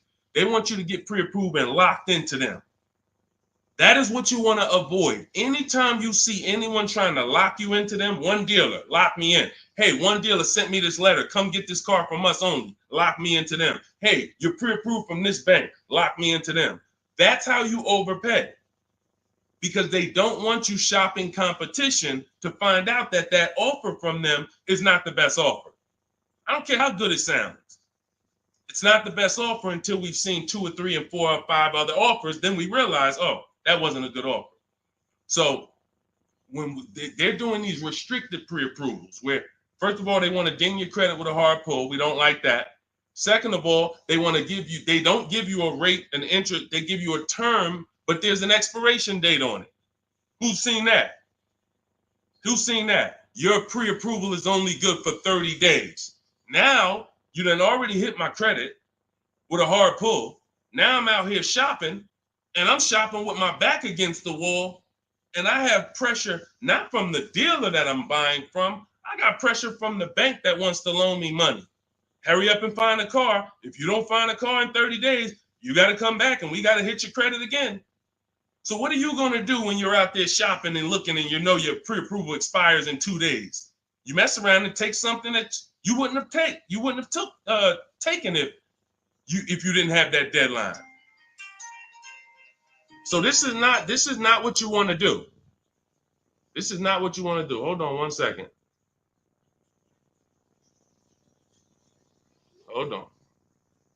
And I asked the people before when we did another stream, I said, hey, do you guys want me to do these quick skim over answers so we could get 20 questions answered in an hour, or do y'all want me to go deep on these subjects? And everybody said go deep on it. We like that. So that's the consensus.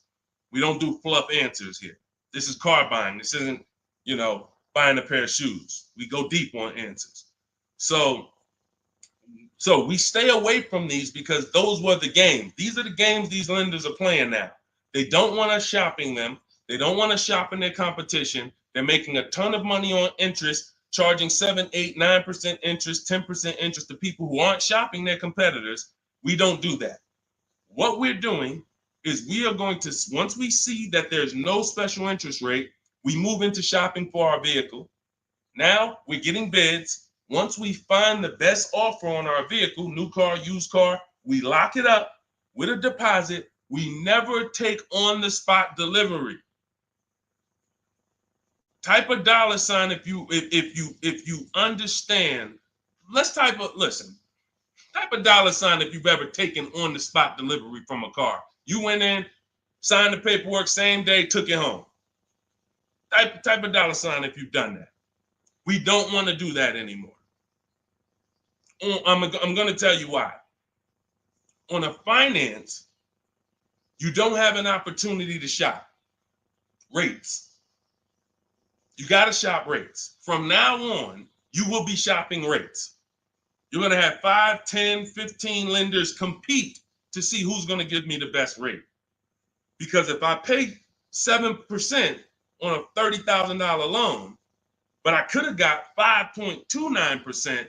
That's probably $1,500. That's probably, and we never go back and refinance. We just end up with a higher rate than we could have gotten. We wonder, we hope, hey, dang, I wonder if I got the best rate. This is what's going to eliminate that. So you're going to put the deposit down. Hey, I'll call you tomorrow. I'm going to go shop my lenders. And here's what we do that no one is teaching. We always let the dealer see if they can beat the rate. We do not only strictly go with our lenders. We don't have enough lenders to do that.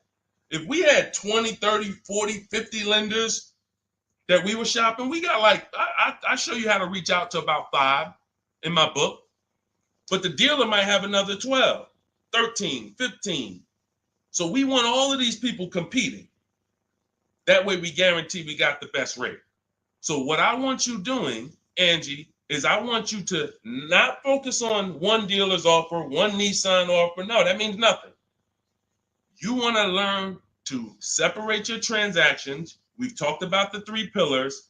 You're going to bid each one out. And the best part about bidding is you can do it all online. You can do it all from home. 90% of what I'm telling you, 90% of how we buy cars and the people you're going to see, I'll introduce you to over the next hour. You see a lot of people who've learned from me.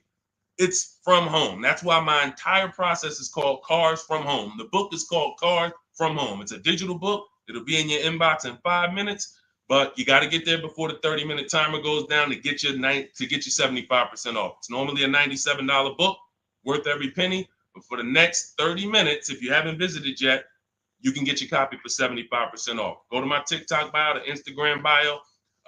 Don't miss it. You can come back to the broadcast. We'll be here. YouTube, we have a comment pin for you. On Facebook, you guys can see the link floating. Get your 75% off. That way you have all of this stuff step by step for the rest of your life. And when things update, I update the book. So that's another reason I love a digital book, because things happen, things change, new websites come out, boom, I go right in, boom, boom, update it. I don't charge you. Hey, you bought my book 18 months ago, but here's version 2. Send another $32 to, no, I want people to win. If you want to win, you're going to win with me. That's it. I'm not looking to nickel and dime people. That book should be $500, but at the end of the day, I want people to win. We want to make it accessible for everybody. Go ahead, Dolan, shoot the next one in. Skinner, good to see you, my man. Always checking in. Always good when I see you. What's going on? Let me get this book. Go ahead, Angie. Use it and win. Use it and win. All right. What's up, Yo? Good to see you. How can I get your people to help me out? I'm trying to purchase a vehicle in the next 2 weeks. We have a Shop with Deshone program. It's been out. I shop with people all around the country. So I always say, get in where you fit in. Some people are do-it-yourself people. Anyone who's a do-it-yourself person, we have the master blueprint. It's step-by-step. There's different paths. So you're not reading a book on leasing, buying new cars, used cars, high mileage driving strategy. You're not reading all of that and then trying to see what I do. There's paths. I basically have it like the warp zone. If y'all ever played Mario, if you're on a lease path, I have links in the book to keep you on the lease path. You're not reading used car stuff if you're leasing. It's going to confuse you. So, but that's do it yourself. That's the blueprint. Some people are like, okay, I want to do it with you, Deshone. Can we work together? How can? Yeah, we have that too. And we have to. So I put the information out. There's no excuse. There's no excuse for you 2 years from now being on my live and saying, hey, I'm still trying to figure out the car buying process. There's no excuse. You got a 14-year veteran here who nobody in the industry can control me because I don't work for a dealership. So I tell you everything that I do to buy cars below market value, lease cars below market value. All the people that you see, you guys know, if you've been on any of my streams, you know we share 10, 15 people an episode sometimes who are reporting their deals. So at the end of the day, you get in where you fit in. Get in where you fit in, but find a place to get in. I don't care if you watch all my free videos on social media. Now, once you get my book or you work with me, you can stop watching those videos. There's no point in you watching my videos warning people when you're inside with me and you got my blueprints. So it's just about getting where you fit in. That's all. Go ahead, Dolan. All that information was Shop with Deshone. That's all in my bio. That's all in, any of my bios too. So what are the 6 companies to sell your car to? Great question. Make notes. CarMax, Driveway, Carvana, Kelly's Blue Book Instant Cash Offer. Do not use the Kelly Blue Book algorithm site where you just put your year, make, model in, boom. Your vehicle's worth $18,000. Do not use that. That is worthless. The only thing that matters is cash offers. That's all that matters. These are people who literally, they either send an inspector to see the car, or you go to a local spot, have the car inspected, they go and they cut you a check. Like it's like that. They don't negotiate. Sometimes Kelly Blue Book will patch you into a dealer and they'll say, hey, I might be able to pay more if I see it. We don't usually fall for that. We want strictly, hey, there's no used car manager in this world in this country who can't put a number on a car sight unseen. Like literally seeing it, that car is worth about this. That's what they do all day long. Look at cars in auction, make offers, make offers, make offers. So all of this stuff can be done online. And these are the people who pay more than, see, you're not going to, once you use this process, you're getting bids. Remember that. So if you're like, hey, I'm looking for a 2019 Honda Accord, I'm going to show you how to see the entire market. Because the problem is, there's another guy at the gym, because people know me locally, a couple people know what I do, and they'll come up to me, hey, I'm looking at this car. I'm like, look, I don't do this. I don't do this. I don't care how close you are to me. Like, I don't do this anymore. But, you get the same information. We've laid out the path. But he showed me, I just saw this car, though. I was looking at it. I said, there's probably 50 of those cars within 100 miles. There's definitely 50 within 300 miles. So the whole idea, remember, you have to know the goal of the person trying to sell you something. It's to lock you in to them. They want you to think this is the only one. This is the only offer. No, there's cars are cookie cutter. If y'all ever see these new cars come off the truck, you'll understand. Oh, they sent 4 of those black ones. There's 4. These cars are cookie cutter. And all of these dealerships are competing. So when we start bidding and getting bids and we find the lowest price car in the market, we get the lowest offer on a lease, on a finance. I have all of this in my book. We do this by email.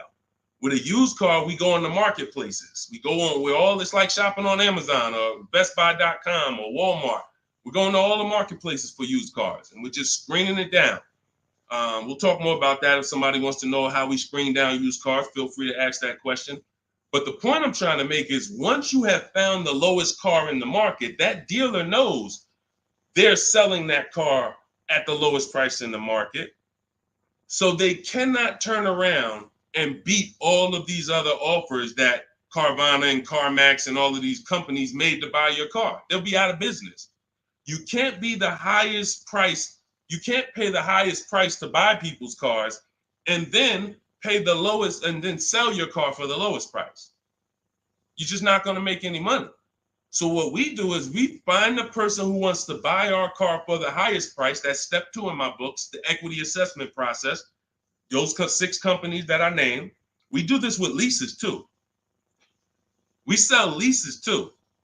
I've been talking about this for 3 years, and I know there's still people who like, Deshone, I didn't know you could sell a lease. If you didn't know, type a question mark. If you didn't know you could actually sell a lease and pocket cash if you have equity, type a question mark. So once we do the equity assessment, we've seen this is the company that's going to pay me the most for my old car. Now we're shopping for our new car. This is the company that's going to sell me the new car for the lowest price. 2 pillars. 2 pillars. You see what I'm saying? That's 2 pillars of our car deal. Guaranteed we paid, got the most for our car. Perfect, check. Got the least car, got the lowest car in the market based on bids, based on multiple offers. This is how it's done. And this stuff takes an app. Like, when you guys get good at this, you'll be able to do this in 90 minutes to 2 hours. 90 minutes to 2 hours. I can get any car I want below market value. I'm going to pay less than everyone else. It won't take me more than 90 minutes. You'll get there. In the beginning, 2.5 hours it's going to take you to go through. You're going to be fumbling. You're going to be overthinking. And once you just get to trust in the process, you'll see, okay, this is a 90-minute process. Now, I don't want you rushing your shopping. It's a big point before we go to the next question. Too many of you are rushing your shopping. That's why you're ending up with cars you don't like in 3 months. We don't rush that. We don't let anyone rush us into making a decision on the car we want. Step 4 in my book, in my process, I call it shopping, not buying. You're going to enjoy shopping the way we shop because no one pressures us. We don't let them. We enjoy our shopping process. We're only there to test drive. We take our time to decide what we want. Now, once we decide what we want, it ain't taking us no more than 90 minutes to get it. But the deciding of some of you might spend 3 months deciding what you want, and that's okay. Visiting dealerships, driving multiple cars, perfectly fine. But we don't, the problem is when you turn shopping into buying. That's the problem. You tell your kids, hey, kids, we're going to go out, we're going to look at cars this weekend. Yes, oh, God, Daddy, we're getting a new car, Mom. Yes, great. All right, we're going to go look. First, we're going to go to Toyota. Then we're going to go to Honda. Then we're going to see the Chevy. If we had time, we'll test drive a Nissan, and it's going to be a good day. All right, perfect. You come out there, you drive the first car. Next thing you know, Daddy's sitting down, Mommy's sitting down talking to the salesman. That's where this is where you ruined your shopping. You ruined your shopping. What is Daddy doing sitting down? Why are you sitting? Daddy, I thought we was going to Honda next. What happened? 4 cars we were going to drive. Yeah, but they said we got a good deal. It don't take them long. If you let them catch you, it don't take us long to catch you with something. Hey, we have some great deals today.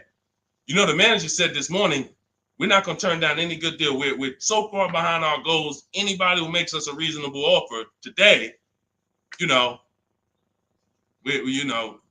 next thing you know, you're not shopping anymore. You're talking about buying. Y'all see the difference? Type locked in if that makes sense. That's why we had a specific step in our process. It's step 4. It's called shopping, not buying.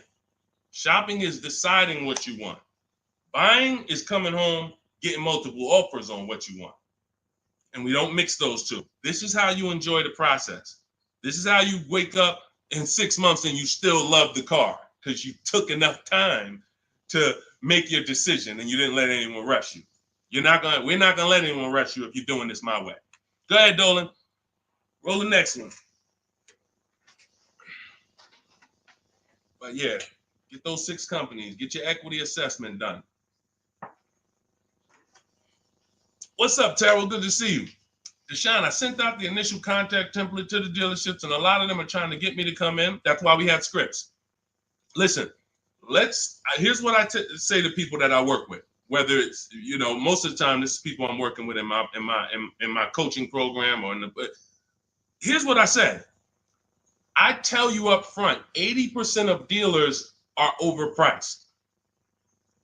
80% of dealers are here to make the process difficult because the more difficult they make the process, the more money they make. It's very simple. When you get my book, I have email scripts that reply to everything. For example, Terrell, when you open up the script for the initial replies, you'll see when they say, hey, when can you come in? We copy and paste. Actually, I'm going to be doing my entire process online. Do you have a car that I'm interested in? Do you have a match? Every script ends with a question. Whenever you are emailing a dealer, it should always end with a question. Somebody said, how much is the book? It's normally $97. If you go to my TikTok bio before the actual 30-minute timer gets to 0, you can get it for 75% off. So it'll be $24. So everyone who's visited that site already, if that timer started, it's going. So once it gets to 0, the price is $97. That's just our welcome offer for our new people. And you have a link in the YouTube comments as well as Facebook floating. You guys can see it. Instagram bio. Go activate your 75% off. It'll be in your inbox in a minute. But that's the whole thing. So let me read the rest of your question to see if it was something different. And a lot of them are trying to get me to come in and talk to them and test drive. What to do next? Resend another template. Well, there you go. No, you don't resend another template. We actually use the scripts. See, the reason why I know everything they're going to say is because those are templates too. When you guys get these emails, who gets the emails from dealerships? Hey, Jane, we love your 2016 Kia Sorento. We have a customer looking for that. My used car manager just said he needs that vehicle. Who's gotten that? Who's gotten those emails? Type me. Type me if you gotten it. Hey, I can get you out of good news. We looked at your 2021 Honda, and turns out we can get you in a new one for around the same price. When can you come in? Or when can we have a conversation? Right? Thank you, Dion Skinner. Okay, look, how do we know? How do I know you all are getting those? Because we sent them from the dealership. We sent them from the dealership. Listen, if you're not tagging your best friend into this broadcast, you're being a little selfish, because your best friend's out there right now and they need a car and they about to go and overpay. So tag your best friend into this. Hit the share button and share with your best friend. This is what happens. Those are all templates. There's a software we would use, Mastermind, Momentum. What it does is it just searches the whole database and it sends out templates to these people. If we send out 1,000 emails, 100 are going to reply. It's going to lead to this many appointments. Those are all templates. That's not custom stuff. Those letters aren't, oh, they took the time to send me a letter. So it was easy for me to prepare the counter scripts because I know everything they're going to say. When can you come in? Can we have a phone call? You know, it'd be a lot easier. All the stuff is there. That's why there's 3 different sets of scripts in my book. And there's no other book that does this. Quite honestly, there's never been a book that I've seen that actually has links to videos, actually has links to documents with scripts that you copy and paste. That's why I said, when I tell you the book should be $500, it should be. And then it would be, I'm only going to sell it to the people who really, really value their money. And they would. And they'd be like, Deshone, this was an expensive book, but I tell you what, this book saved me more money than probably any book I ever bought. But again, that's not God's plan. God said, listen, make it affordable, son. The people who are going to get it, they don't have no excuse. They have no excuse now. If the book was $500, you could, man, I really would get the book, but I don't want to lose $500. Book's $24 if you get there before the timer. So the point is, Terrell, use the scripts, follow the process, realize it's a new process for you, but everything's accounted for. Everything in the process is accounted for. Just use your scripts. Everything they say, copy and paste, and keep the conversation moving on your terms. And don't try to turn an 80% dealer to a 20% dealer. They're not going to be that. They're doing what they're supposed to do. Let them eliminate themselves. Usually, if a dealer's going to make it hard, there's a reason. God, we use a strategy for leases and new cars called the 25 to 5. We connect with 25 dealers online in 20 minutes. Then we send this initial contact template that Terrell sent. That's going to give us 25 dealers' inventories we're shopping from. So we never have to worry about, hey, you know, I don't really have that car, but maybe I could get it. You're shopping with one dealer, you're shopping from one inventory. Whatever they got, that's all we got. No, we're shopping from 25 dealers' inventory. So now out of the 25, we're looking to get 5 to 7 quotes, 5 to 7 offers. You're going to see they're going to be $150 a month to $200 a month apart, minimum. That's just how it is. And that's when you prove to yourself, holy crap, I see how different these dealers are. It's not close. It's not like, hey, I got 5 offers. This one was $605. This one was $590. This one was $580. This one was $570. Heck no.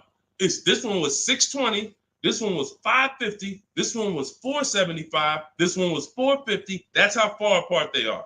The 80% make big money, big, huge commissions. Like, it ain't like, so the 20% are the people who we want to find and do business with.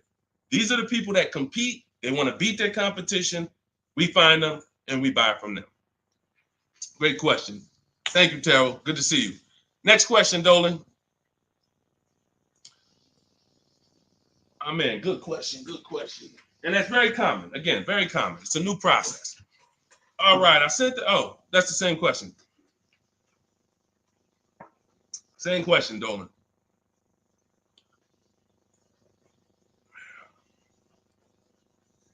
What's up, Jaden? Buying my first used car this year. All right, putting $10,000 down with fair credit and a trade in worth $1,000. How do I maximize for the best car possible? First thing we want to decide is, should we be buying or leasing? This is very important. Now, I know many of you were taught on here, never lease a car. That advice is costing you thousands and thousands of dollars. And we'll go deep on that because I can't make a statement like that without going deep on this. But let me ask you, Jaden, do you have good credit, fair credit, not so good? You know, nobody knows you, so it's not like, you know. But I need to know this to properly answer the question, because some people, you know, they want to put a lot of cash into the transaction because they don't really have any credit. Let me know. I'm looking for your comment. Listen, you got to stay close to your keyboard. All of you who are asking questions, I want you to stay close to the keyboard. Dolan's pulling the questions in, and, you know, I want you to stay close, because I might ask you a follow-up question that I need to actually, you know, be able to answer it. So let me just assume. All right, let's just assume you have fair credit. Hang on one second. Let's assume you have fair credit. All right. Hang on. Okay. So let me tell you an outcome that's very common. And you could decide, this is all of you who have a child who's going to be getting a car, or you're going to be getting your first car. Like, listen up to this. We go wrong buying people their first car a lot of times, because typically when you buy a car, what's happening is you have to pay for the whole car. Some of you know every $5,000 on a car loan is about $100 per month. So when you look at and lock that into your head, every $5,000 is about $100 per month. So when you see a $5,000 car, $10,000 car, you should think $200 a month. When you see $15,000, you should think $300 a month. These are safe parameters for you to make sure you're not overcharged. You have to be able to understand a $50,000 car isn't going to be $500 a month to buy. It's going to start out around $1,000. So we need to know these things, because you can manipulate loans to make payments lower, and that's how you end up in a 9-year loan, because you went in saying, hey, could you get that car to 700? That car's nowhere near 700 with a good loan. 5 years, 6 years is the longest we go. I have a rule in my book called the Rule of 72 and the 10th birthday. 72 months is the max loan we take, and the car should be paid off by its 10th birthday to avoid problems. So by the time a car turns 11, car should be paid off, so that way you could actually put money to the side for maintenance.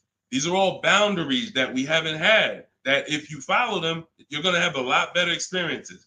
So if you don't have the credit to lease, then I would say, okay, get yourself an inexpensive car, try to get a small loan. You know what? The first question is, how many years are you going to keep the next car? That's the first question.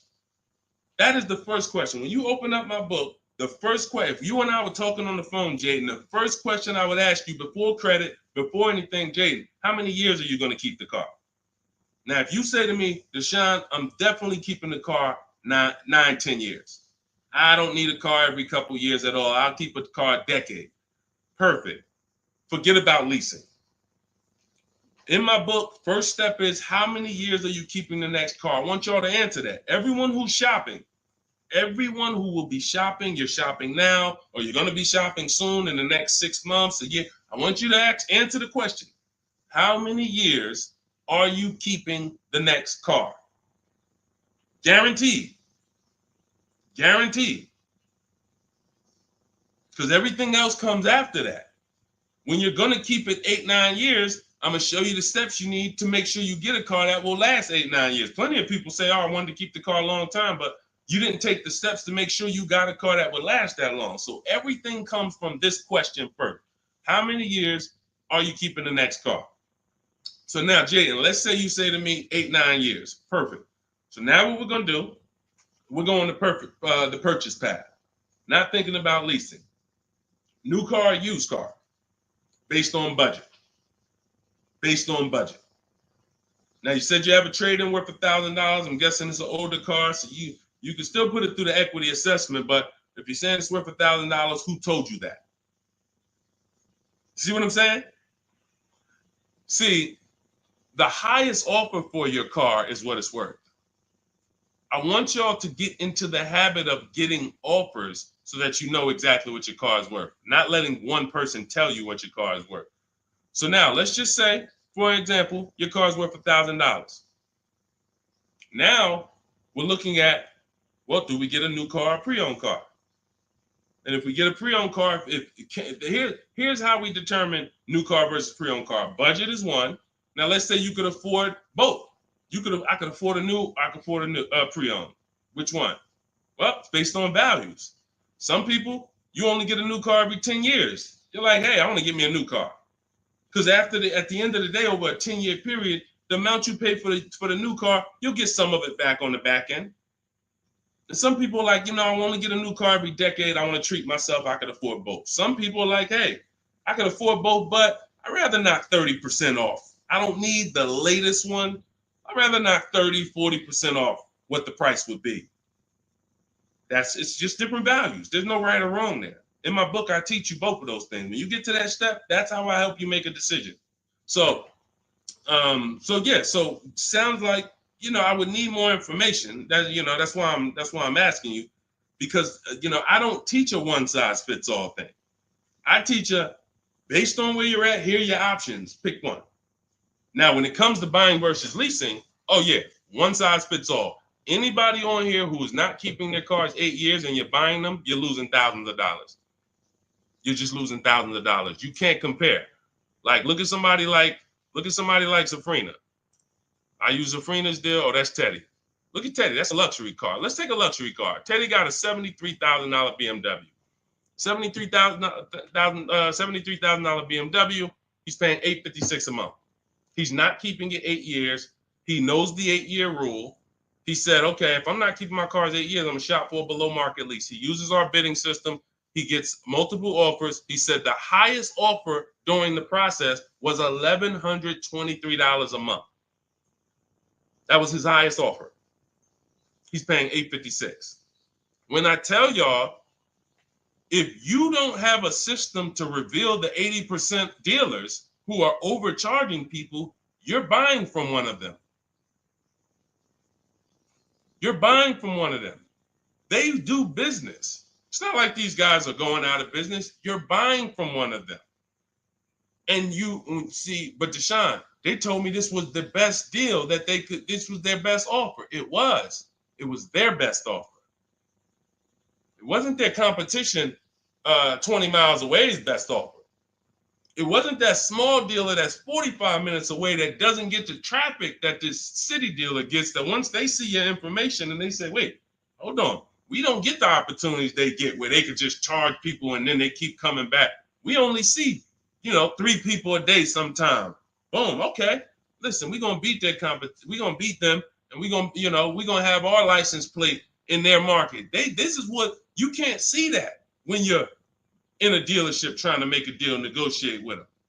So this is what you prove to yourself. The 80% dealers charge tons of money before, and they won't go below a certain price. They might take off $3,000. I ain't going no lower. That's it. You don't want the car? Next. See you later. Listen, sorry, I'm not selling a car for less than that. They have a minimum threshold, a maximum amount. We ain't taking less than this for our car. Their competition, they'll go 3,000 less than that. Got to get them. So now let's go back to the leasing versus buying scene. When you look at this and you look at Teddy, you can see, can you take that comment down, Dolan? Matter of fact, I got it. Look at Teddy. So $829 a month, he's paying $856. Now, $73,000 vehicle, that vehicle on a 5-year loan, every $5,000 is about $100 a month. That vehicle should cost $1,500 a month. Even if he got a huge discount, let's say he got 15 grand off. Somehow, magically, he got a ridiculous discount. Instead of 73, he pays 60. $1,200 a month, 5 years. $1,200 he's paying $856. No money down. We don't, and whenever we shop, what you're going to learn as you listen to me and you shop the way I'm telling you to shop, everything we shop is no money down. We might put money down later, but we only put money down after we guarantee we got the best deal. All right. Let me echo that. You only put money down after you guarantee you got the best deal. What does that mean? You paid the best price for the car. You found the dealer that's going to sell you the car for the lowest price. You found the bank that's going to get you the lowest money. You did this from home using online tools. If you're doing it manually, you call around. I don't care if you call around. It's harder than my way because, but you want to call around and try to get multiple offers from dealers. The point is, once you find the best offer, now we can put money down if I want to lower my payment. But what dealers try to get you to do, especially the 80% and the people you're used to dealing with, they want you to put money down to get to a payment you'll take the car for. Big difference. Hey, how much is this car? Hey, it's $1,100 a month. Yeah, I can't afford that. How much money can you put down? How much money can you put down? Man, I could probably put down like 15, but can you get me to like 700? Now you're trying to buy your deal. You're not focused on the interest rate. You're not focused on the price of the car. Is he even selling me this car lower than what I could get on the market? You're trying to buy your deal, which is why the 80% dealers, here's what the 80% dealers make tons of money doing, making you think you want. And all I want you to understand is this is simple, easy. That's hard. Once you step and start doing this like Teddy, once you start doing this like Danielle, look, like Ansley, look, like Jen, all of these people get below market deals from home. Once you start doing it like this, you'll realize this is the easy way. At home, at work, man, I just bought a car. How you buy a car? I ain't even see you spending all this time in dealerships. Look at all these offers in my email. Look, this offer, this offer, this offer, this offer. Yep, this the one. I just locked it up, saving me $7,000. You'll never go back. You'll never go back to the old way. You have to learn cars from home. All the money is over. All the overspending happens inside dealership, which is why we never do it. Go ahead, Dolan.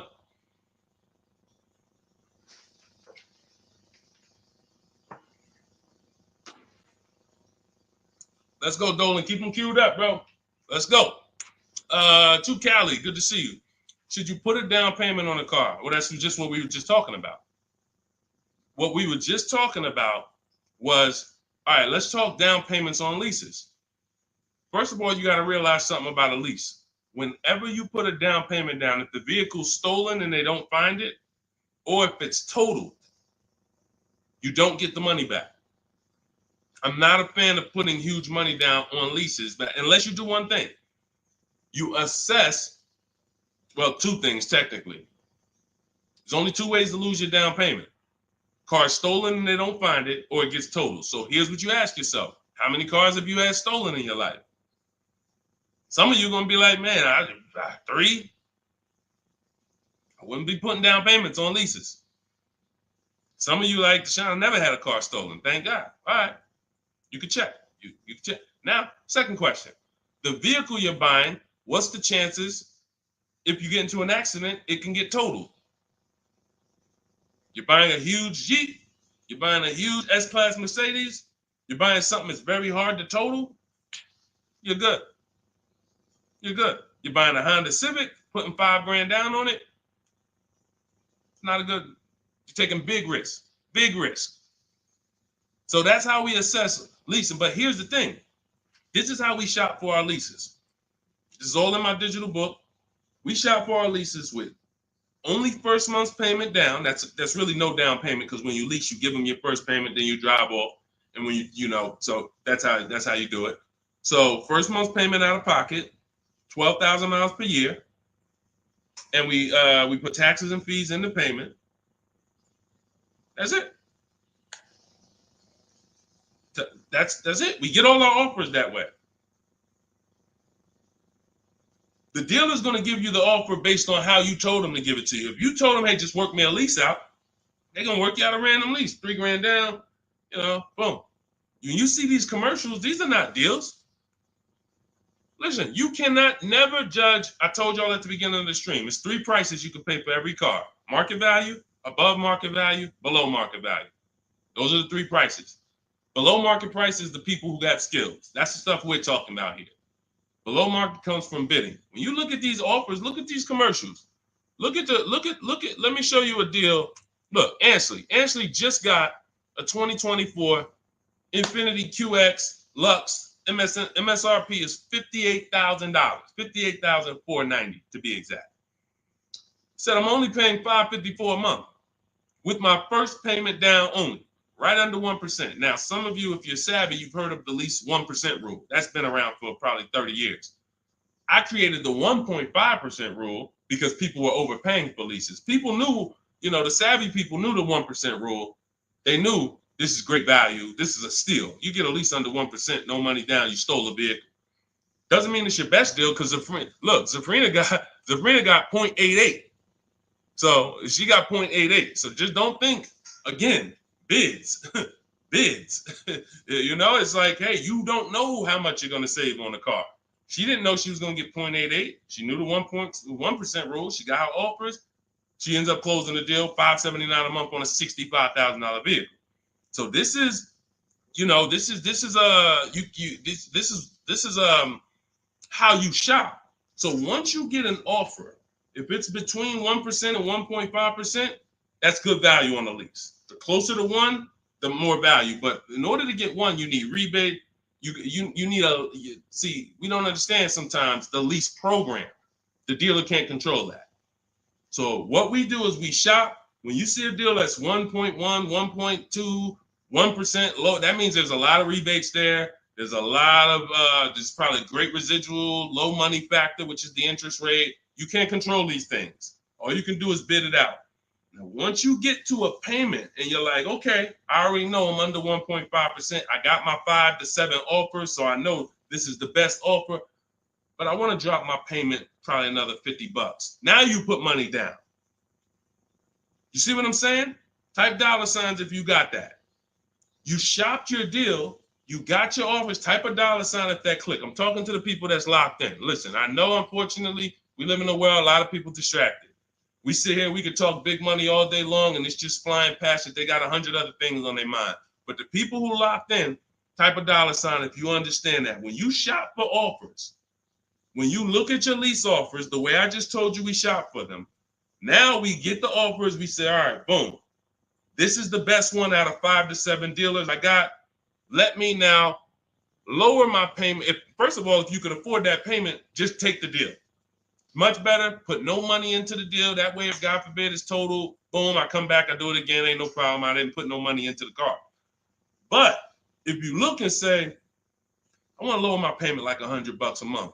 First thing you do is assess what I told you a couple minutes ago. How many cars have I had stolen? The lower, the better. If it's one time, okay, chances of this car getting stolen, slim to none. All right, how easy is this car to total? Now, it's a big vehicle. I'd have to get into a pretty bad once-in-a-lifetime accident for it to be totaled. Perfect. All right, you can throw $2,000 down. You can throw $3,000 down to lower the payment more. That's how you use down payment money. You never use down payment money to buy your deal. You must have the deal before you apply the down payment. You must have the lowest interest rate before you get the down payment. You must have the dealer who's selling you that car lower than anyone else before you apply the money down. That's when you know you have a deal and your down payment isn't being taken and used as profit. Anybody else, down payment's being used as profit. It's just padding the deal. Give us more money to work with. How much could you put down? 6? All right, let me go work this out. And they're just around moving money around. They're moving, you're buying a car from them, you're getting your loan from them, and you're giving them $6,000 to work with. They have all this money to work with. That's a dream customer. And if this is you, I don't want you to feel bad. I only want you to feel, because no one told you this until now. I only want you to feel bad if you keep repeating it, because you got no one else to blame. Right now, you have the opportunity to change everything and focus on what I'm teaching you. So no one can do this to you. But the dream customer comes in, got a car to trade, wants to buy a car, needs a loan, How much could you put down? I'd probably put down like 3,000. That's 4 things you just gave them to work with. I got money in your loan I can move around. I got money in your old car that you want to sell to me, trade. All right, I could use that. Got some margin there. Then in the car you want to buy, I got some margin there. Then I got your down payment money that I got margin. I'm just about to let me manipulate a couple things and here. That's what we don't want to do. All right? That's why we separate the transactions. This stream, if you get the 3 pillars of great car deals, separating your transactions, bidding them out, this can never happen to you. None of this stuff could ever happen to you. Okay? Everything we're going over is in my new digital book. It's called Cars from Home, 7 Steps to Saving Time, Money, and Avoiding Dealerships. This teaches everything step by step, how to get below market leases, below market purchases, new cars, used cars, high mileage driving strategies. Some of you who are driving over 18,000 miles a year, you can't do some of this stuff is not, you need custom advice. See, again, I don't do one size fits all. You can't be an 18,000, 20,000, 30,000 mile a year driver and think you can actually use the same loan structures and all of that as a normal person. You're depreciating your car faster than them. So all of this is in my blueprint. It's in my new book. Get your copy for 75% off in my TikTok bio, in my Instagram bio, or we have a link in the comments for you on YouTube, and we have a floating link on Facebook for you guys. But if that timer hits 0, it's $97.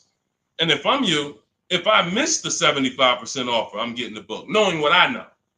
And there's people who have the book, they'll be like, hey, look, I don't care if you missed it. You need to get the book. It's $97, worth every penny. So I want you to have everything I teach. It'll be in your inbox in literally a couple minutes. It's a digital book. And as soon as you get it, you're going to see a thank you page, and it says screenshot this page. Very important, because on that page is the link to open the book. Then I email you a copy. Also on that page is the link to my support team, just in case you type your email wrong. Our system is great. We send out lots of books. It works every time. But if you mistyped your email, then you're not going to see the book.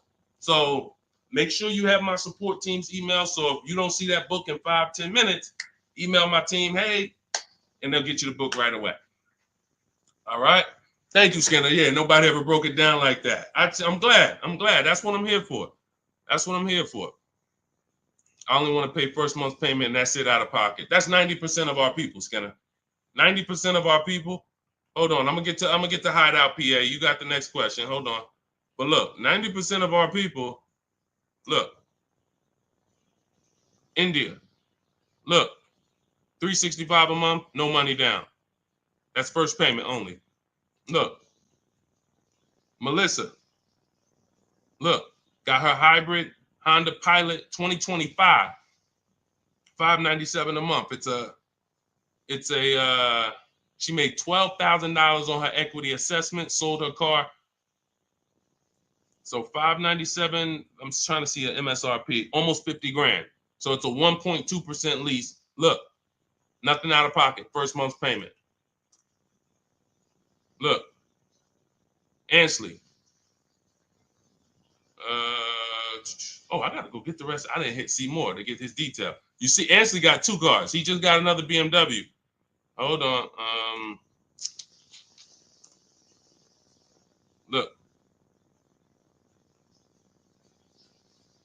Milligan. Everybody, we pretty much, look, zero is signing. Melissa. This is what we do. There's nobody who's better at this than we are. Listen, if I had the time and we did one stream where we just sat here for an hour, I could show you 100+ people. Boom, boom, boom. Well, I just show a dozen because I'm not going to spend too many. Look, if you don't get it from 10 people, you're not going to get it from 100. You know, if 10 people just like you who are showing their deals, paying less than you, don't persuade you, 100 wouldn't. But the point is, everybody shops with no money down. Because when you shop with no money down from now on, you will see it's easier because you can't confuse me. You can't confuse me when I'm shopping with no money down. You got to be great at math, which I love math. So, I mean, I love math. But you have to be great at math to put 3, 4, 5,000 down and be able to see where the money's actually going. So the best thing to do is compare. I could get this car, no money down. I could lease this car, no money down. What's my payment? And then you'll be able to see it. Dealers can't manipulate you. So definitely, that's all we do is no money down shopping. Okay, Dolan, you can put that one up. You can put that question up. I want to get to that. Hideout PA. In a 2-year lease, 2024 Jeep Hybrid, 1,500 down, 499, 10K a month. Good deal. You have nothing to compare it to. You have nothing to compare it to. And this is what I don't like. Listen, I'm not the one who tells people you got a bad deal. The only time I would tell somebody they got a bad deal is if they broke the 1.5% rule. So if you take no money down and you divide your monthly payment into the MSRP, if you were over 1.5%, there's no value in leasing that vehicle. You're paying too much for a car you're giving back in a couple months. So, hold on. Sorry. Yeah. So, sorry. So, but when I look at your deal, the reason why I hate this is because you've already gotten the car. And you're driving around and you don't even know you got a good deal. You're wondering if you got a good deal. That's very disempowering. It's a very disempowering position to be in. But had you gotten 4 other offers, you wouldn't have to ask me that. And what I want you to do is change that, because frankly, I would bet $1,000 that if I said to you, you think I could find that car for less than what you paid? Bet me some money. Would you bet me $1,000 that I can't find that exact same car you got for a lot less money? Would you take the bet? You'd probably be like, nah, I don't want to take that bet. I don't want that for you. I don't want that for you. I don't want that for any of you. Driving cars, and if God forbid you see Deshone the Auto Advisor one day and you're like, and I'm like, hey, yeah, you just got the car? Okay, great. If you don't feel like, hey, listen, I got 5 offers from these dealerships, and the one I picked, they were so much less than everyone else. See, I know you use what we're talking about. I know the people I run into that use what we talk about. They come up, the first thing they're doing is saying who made them the best offer. They're saying, hey, the dealer couldn't beat the rate I got from the credit union. I know you're using what we teach. They're like, yo, I had to go 150 miles to pick it up in the next state because they made me the best offer. I know you're using what we teach. That's when I know. When you come in and ask, hey, what you think about this deal? We have nothing to compare it to. So we look at something like, let's just take an average deal. Let's take an average deal.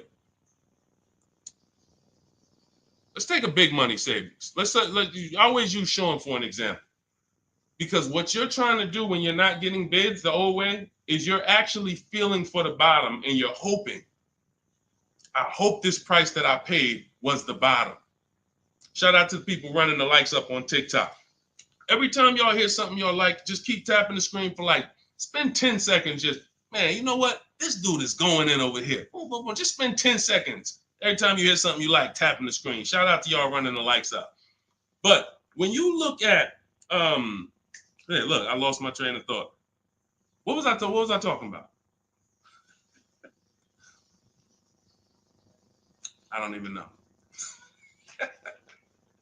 That usually happens once I've been on for about an hour. That usually starts happening.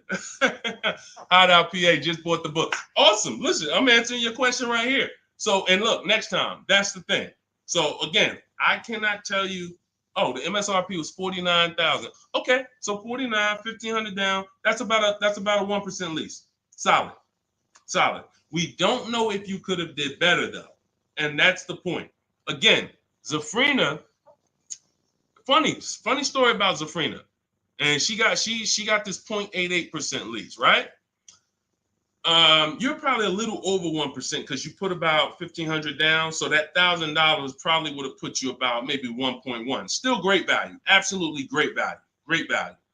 But Zafrina called me. She was shopping for a Jeep Grand Cherokee. She didn't call me, but we you know, she's in my program. Again, we have Shop with Deshone, Shop with, you know, blueprints. It's all up to you. However you like to learn, we provide it. So she was shopping for a Jeep Grand Cherokee, and the best offer she had was like 1.1. And it was solid. But she was coming out of a Jeep where she was under 1%. Her lease was up. She was under 1% on her old lease. And she said, the guy told me if I take the hybrid version, or the electric version, he can get me down to 1%. No, I think she was maybe 1.2 on a Jeep Grand Cherokee Limited at the time. She said if I take the hybrid version, he said I could do a 1%. He could get me to like 1%. I said, okay, if you're going to look at the hybrid, the electric version, that's an entirely different vehicle. The same dealers that you've been getting the offers from, run it past them now. That's a different lease program, different vehicle. Yeah, he might be able. Now look at this. Here's the big part. He was selling her the standard version lower than everybody else. But then he flipped her to the electric version because it had a better program. She ran the lease again, and another dealer sold that vehicle lower than everyone else. This is why this round robin system is so fun and empowering and revealing. You cannot trust any one dealer. We put them against each other, and that's how we win. So she ends up getting a 0.88% lease, $579 on this $66,000 Jeep. So that's the only thing. Even when we get a great deal, you never walk into a dealership say, get me to 1%, get me to 1.2, get me under 1.5. We don't say this stuff. We get bids. We never know where the best deal is going to be. We just never know. That's why we get bids. So everything we are learning is in my new digital book. Those of you who spent the last hour, 10 minutes with us, you're like, Deshone, I got it. I took a lot of notes. Perfect. But those of you who are like, Deshone, there's no way I'm going to remember all of this stuff. I want the whole step-by-step blueprint. That is Cars from Home. My new digital book is called 7 Steps to Saving Time, Money, and Avoiding Dealerships. You're going to learn how to get below-market car deals on leases, new cars, and used cars, and without spending more than 30 minutes in a car dealership. You'll be doing this from home. Everything we do is putting dealers against each other, making banks bid. We don't beg for these discounts. None of these people you saw me share, they know we don't do any begging. We are the prize. You are the prize. You haven't acted like it. You haven't accepted it. You haven't shopped like it. You're begging. Hey, come on, can you take off another $50? Come on, $25 a month. You're going to lose a deal over this. This is begging. You're begging someone to give them a $50,000 transaction. We don't do that. We're at home, empowered. Everything we do is in there. You have it in your inbox in literally minutes, and you can get it as long as you get there before the 30-minute timer is up. You get it for 75% off. So you won't pay the normal $97 price. You get your copy in my TikTok bio, in my Instagram bio, or you can click the link in my YouTube comment or Facebook below. So shout out to the people that's locked in. Skinner, shout out to you, Hideout PA. Shout out to the people who are like locked in. I know I can only help a small percentage of people. That's the sad part. The sad part is when I came to the internet, a bunch of smart people who studied the internet, they do this. I never sold any products on the internet. They told me, Deshone, doesn't matter how inexpensive you make it, you can't help everybody. They're not mentally gonna let you help them. I said, no, that's impossible. Nah, I said, look, no way. No, I'm gonna be so transparent. I got the industry experience. We got hundreds of testimonials. They go to all my pages. They can see their peers, people just like them, grandmothers, single mothers, all that. They said, Deshone, none of that matters. You can only help a small percentage. And they've been right. And I used to be disappointed. I really did. But now I focus on the people who are locked in. Whatever God gave me, whoever God assigned to me, I'm focused on you. That's it. So I'm here to make sure Hideout PA wins. She got the book. I'm here to make sure that Skinner wins. I'm here. Anybody who locked in, hey, Deshone got the book. You talking to me? I'm the 10%. I'm the 20%, whatever percentage it is. But the rest of you, you got to evaluate yourself, because you're going into a very expensive purchase that is the second most expensive purchase you're ever going to make. And you're going in to deal with sharks. Like, you really live that. Like, you're really ready for that. I spend more time warning you of what the inside is like because I've been in the inside. I can go back to sell cars if I wasn't running a company to educate you guys. I can make $200,000, $300,000, $400,000 a year selling cars. This is not hard for me, but I know what it's like. I know who sits next to me. I know it's people who, when you sit down next to them, your head's coming off and you're going to leave with a smile.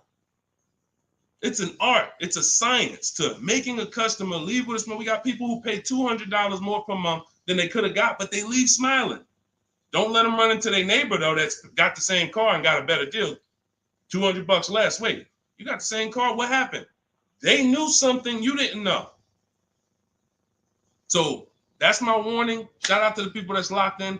Get your book for 75% off. Make sure you screenshot the thank you page. The book is right on the thank you page. As soon as you pay, you can download it, add it to your inbox, and just use it and win. And make sure you email me your success stories. All right. I'll see y'all in the next stream. God bless you.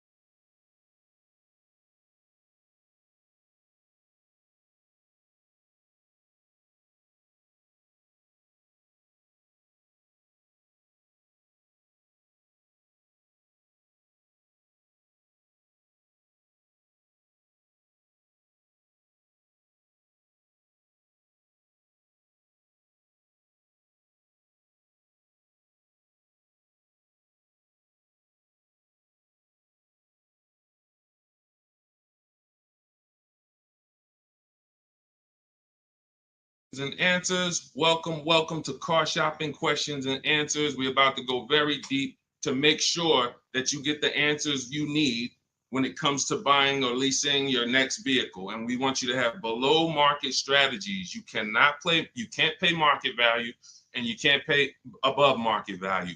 The goal when you are purchasing or leasing a car is to get a below market deal. That's the only deal. If you pay market value, you're paying what everyone else paid. It's not a deal. If you pay above market value, you're paying higher than what most people pay. It's definitely not a deal. The only deal is below market value. I see you, Rachel. We're gonna start off with you. I see your question on coming in on TikTok. So Dolan, we get ready to pull these questions in. As you guys start typing your questions, we're gonna have Dolan pull them into the show so you can start typing. And I want you to know that everything you're gonna learn over this next hour is out of my new digital book. It's called Cars from Home: 7 Steps to Saving Time, Money, and Avoiding Dealerships. I wrote this book. I put 14 years of industry experience in the car business, working with dealers, working inside Mercedes-Benz, inside General Motors, and I created a 7-step process for you to get below market leases, below market finance deals, below market loans, below market cash purchases, below market used cars. And I have high mileage strategies in there for those of you who drive over 15 or 18,000 miles a year. It's all in there step by step, and you can get your copy for 75% off as part of our book launch offer. You can click the link that's floating on Facebook. You can click the link below on YouTube. We have a comment pin for you. And inside my TikTok and Instagram bios, you guys have a 75% off link for 30 minutes. Once that timer goes to 0, the price does go back up to $97. It's still worth it at $97, but I'd rather you save the 75% off the total price so you have even more value. So get your copy immediately. Don't let it go down to 0 before you get your copy. All right, let's get started, Dolan, with the first question. Start typing your questions, guys. We're going to get through as many as we can in 1 hour. And as you come in, can you hit the like button? It does matter. It does activate the algorithm. It does let these platforms know that we need more people over here so we can help them protect their money. Okay, this question came from Rachel. what's the best time to get a car? I drive a 2014 and I own and I owe $18,000. What is the best advice you can give on trading a newer vehicle? It's under 18, it's under 100,000 miles. Okay, Rachel. So one of the things that the first sense I get is I don't like you still owing that much money on a car that's 10 years old already. I have a rule that I teach. It's called the rule of 72 and the 10th birthday. That means that you never want to take a loan longer than 72 months, but you also don't want a loan on a vehicle past its 10th birthday. And I'm going to tell you why. In 14 years in the car business, I've seen tons of people have things go wrong about the 10-year mark.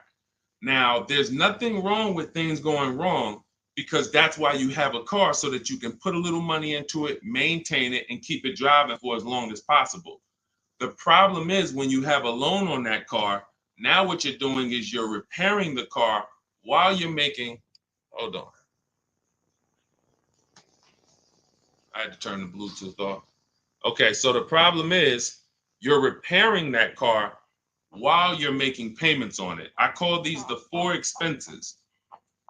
The four expenses for a car are what you pay for it every month, if you have a loan, what you pay for gas, what you pay to repair it, and then what you pay to maintain it. Maintaining is oil changes, brake fluid changes, tire rotations, new tires. These are, replacing brakes. These are maintaining it. Repairing it is if something breaks on the car. And it's that I call that the fourth expense. That's what most people are not ready for. And what I see is if you have a loan past the 10th year, you're getting hit with a lot. You're getting hit with all four expenses. And if you've ever seen someone who has a luxury vehicle and they hate it, they usually are buying cars that are too old and taking loans that are too long on them. Because you'll see they hate the vehicle because BMW, you got your BMW, you go drop it off, they tell you, hey, you need brakes, that's maintenance. Then, hey, your navigation system or your electric system is messing up, that's $2,000. And then, you still had to put premium gas in the car, so you could leave out of there, it costs $5,000 in 1 month. And people be like, man, I hate this car. But the car is not the problem. The problem is you took a loan on a car that was too old, and you took a loan that was too long. That's why I created the rule of 72 and the 10th birthday. No loans longer than 72 months, and then your car needs to be paid off by the 10th birthday. Now, what happens if you look at the car you want and you can't afford that payment for 6 years? That means you can't afford that car. That doesn't mean stretch the loan out to 7 years or 8 years so that you can try to afford it. Right now, we could all go and we can look at a $700,000 house. Maybe most of us can't afford the mortgage on that, but if we stretch the mortgage out to 50 years, then maybe we can afford the mortgage on it. Doesn't mean it's a good financial decision. So if you're going to finance again, Rachel, I want you to keep that in mind. When you replace your current car, if you're going into another finance, which I don't recommend if you're not keeping this next car 8 years, because you're going to be in the same position again, you should be going into a below market lease. Then if you're keeping the car long term, then go to another finance and then make sure you're not buying too much car, taking out too many loans on it, and taking out too long of a loan. Use that as an affordability index. If I can't afford this car on a 6-year payment and I can't add up, here's how you do it. You look at the car, ask yourself, how old is it? If it's 6 years old, that means I got to take a 4-year loan. If it's 5 years old, that means I got to take a 5-year loan. It can't be greater than 10. You are taking way too much risk. And you're going to end up in this position where you're looking and you're like, how do I still have a car payment? Things starting to go wrong on this car. I'm nowhere close to paying it off. What did I do wrong? That's what you did wrong. Now, if you want to avoid this altogether and say, all right, what can I do in a different structure? You will be going into a lease. If you're shopping a below market lease, what that's going to do is make sure you can pay a low payment on a brand new car. It's always going to be under warranty, and you just keep doing that. You look like somebody who you're just used to having a car payment anyway. So you want to switch the way you make those car payments and start paying it into new cars versus these 10-year-old cars or 8-year-old cars that you're paying these payments into, and you're not getting much back in terms of return or quality or anything like that. So that's the first thing that I would concern myself with is, Rachel, how many years are you going to keep the next car? If it's 8 or more, then you purchase again. If it's less than 8, then Deshone, talk to me about a lease, because I'm not keeping this car at 8 years. I don't keep any car 8 years. All right? It's a great question. That's where we need to start out. Go ahead, Dolan. Shoot the next one up. Okay, this one is Love and okay, I don't want to even try to pronounce it, but you can see who you are. If I'm upside down, how can I trade or sell without having to pay the difference or getting a higher note? So now you're asking a question that, all right, so this person said if I'm upside down, that means they owe more on the car than it's worth. How can they get out of that car and go into another car without paying the difference or having a higher note? So I'm going to give you the way it's possible, depending on your situation, and realizing that in my book, there is one person, there's two people actually, but really one main person who, it doesn't matter how good your credit is, you're not going home with a new car, because negative equity is, you have too much negative equity. So there are cases where doesn't matter, you come in with an 800 score. I call negative equity the bad credit for people with good credit, because it's the only time when I was in the dealership, people would walk in and they would say, okay, we look at the car and then we look at their current situation and the maximum amount they can pay. And then we look and say, hey, look, the bank's not going to approve this. You can't roll over 10 grand of negative equity to that $30,000 car and do no money down. So there are circumstances where you've dug yourself too deep, and the only thing that's going to do it if you don't have money is time and paying down the vehicle. So let's talk about if you're not in that situation. First thing I'm doing is I'm going to CarMax. I'm going to driveway.com. These are websites. This is because you notice what she said. If I trade or sell, that's very important, because some of you've been on the stream, we don't sell. I mean, we don't trade. We always sell our cars to cash buyers, that come, they write big checks, they pay more than dealers. So the first thing we're going to do is visit these cash buying websites: CarMax, Driveway, Carvana, KBB Instant Cash Offer, AutoNation, and Car Gurus. That's going to give you 6 independent offers. Now, once you get those 6 offers, that's going to tell you how much negative equity you have based on your payoff. You need to call your bank and ask them, how much is my payoff? That's the amount you owe. Don't look at your statement. Call your bank, make the phone call, and find out your payoff. Now, you look at what your payoff is, and you look at what your highest offer is. If your highest offer is the same as the payoff, you're break even. If your highest offer is 20, but your payoff is 15, that means you got 5,000 of equity. If your highest offer is 10 and your payoff is 15, you got 5,000 negative equity. So now the best thing to do is what I call pay the difference. Because when you pay the difference, now you can go into your next transaction and you can do a clean transaction. Clean transaction. So whatever deal you get on your next car, it's clean. You're not bringing any baggage over. You can shop multiple offers. There's no limits.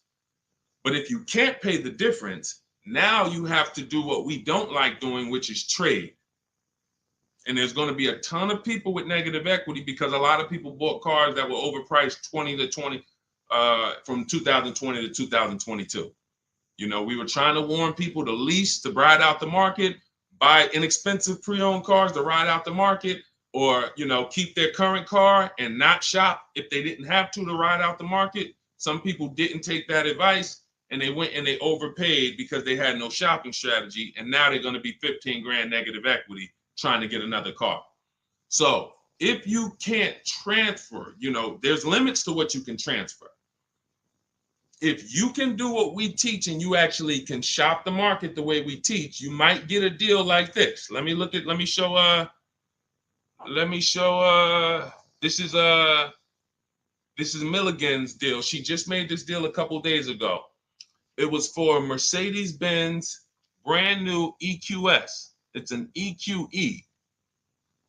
It was a $79,000 vehicle. Using our shop from home strategy, she never left the house to get this discount. She went from $79,000 to $51,000 on a brand new vehicle. And if you're on Instagram or if you're on YouTube, you guys can see this. So we can't share the entire versions on Facebook and on TikTok. But if you like, anybody who wants to see, okay, I want to see these things that Deshone is sharing, you can go right to our YouTube page, Deshone the Auto Advisor. And you go right to Instagram and you'll see the actual documents. This is her deal. She's posted up $79,000, $51,000. Why is this so important? Because when the bank goes to lend on this vehicle she bought, they're lending based on the fact the MSRP is 79. So the banks will usually lend up to 20% more of the MSRP if you have good credit. So 79, the max they'll lend is another 20% of that. So let's say, $96,000 is the max they're going to lend on a $79,000 car. So let's just say you have 15,000 negative equity. Now, you don't know how to shop. You don't get the same discounts we're getting. You don't have that same thing. You can't slap all of that negative equity on and your taxes and your fees because you're going to blow out the loan to value ratios. The bank's not going to approve it.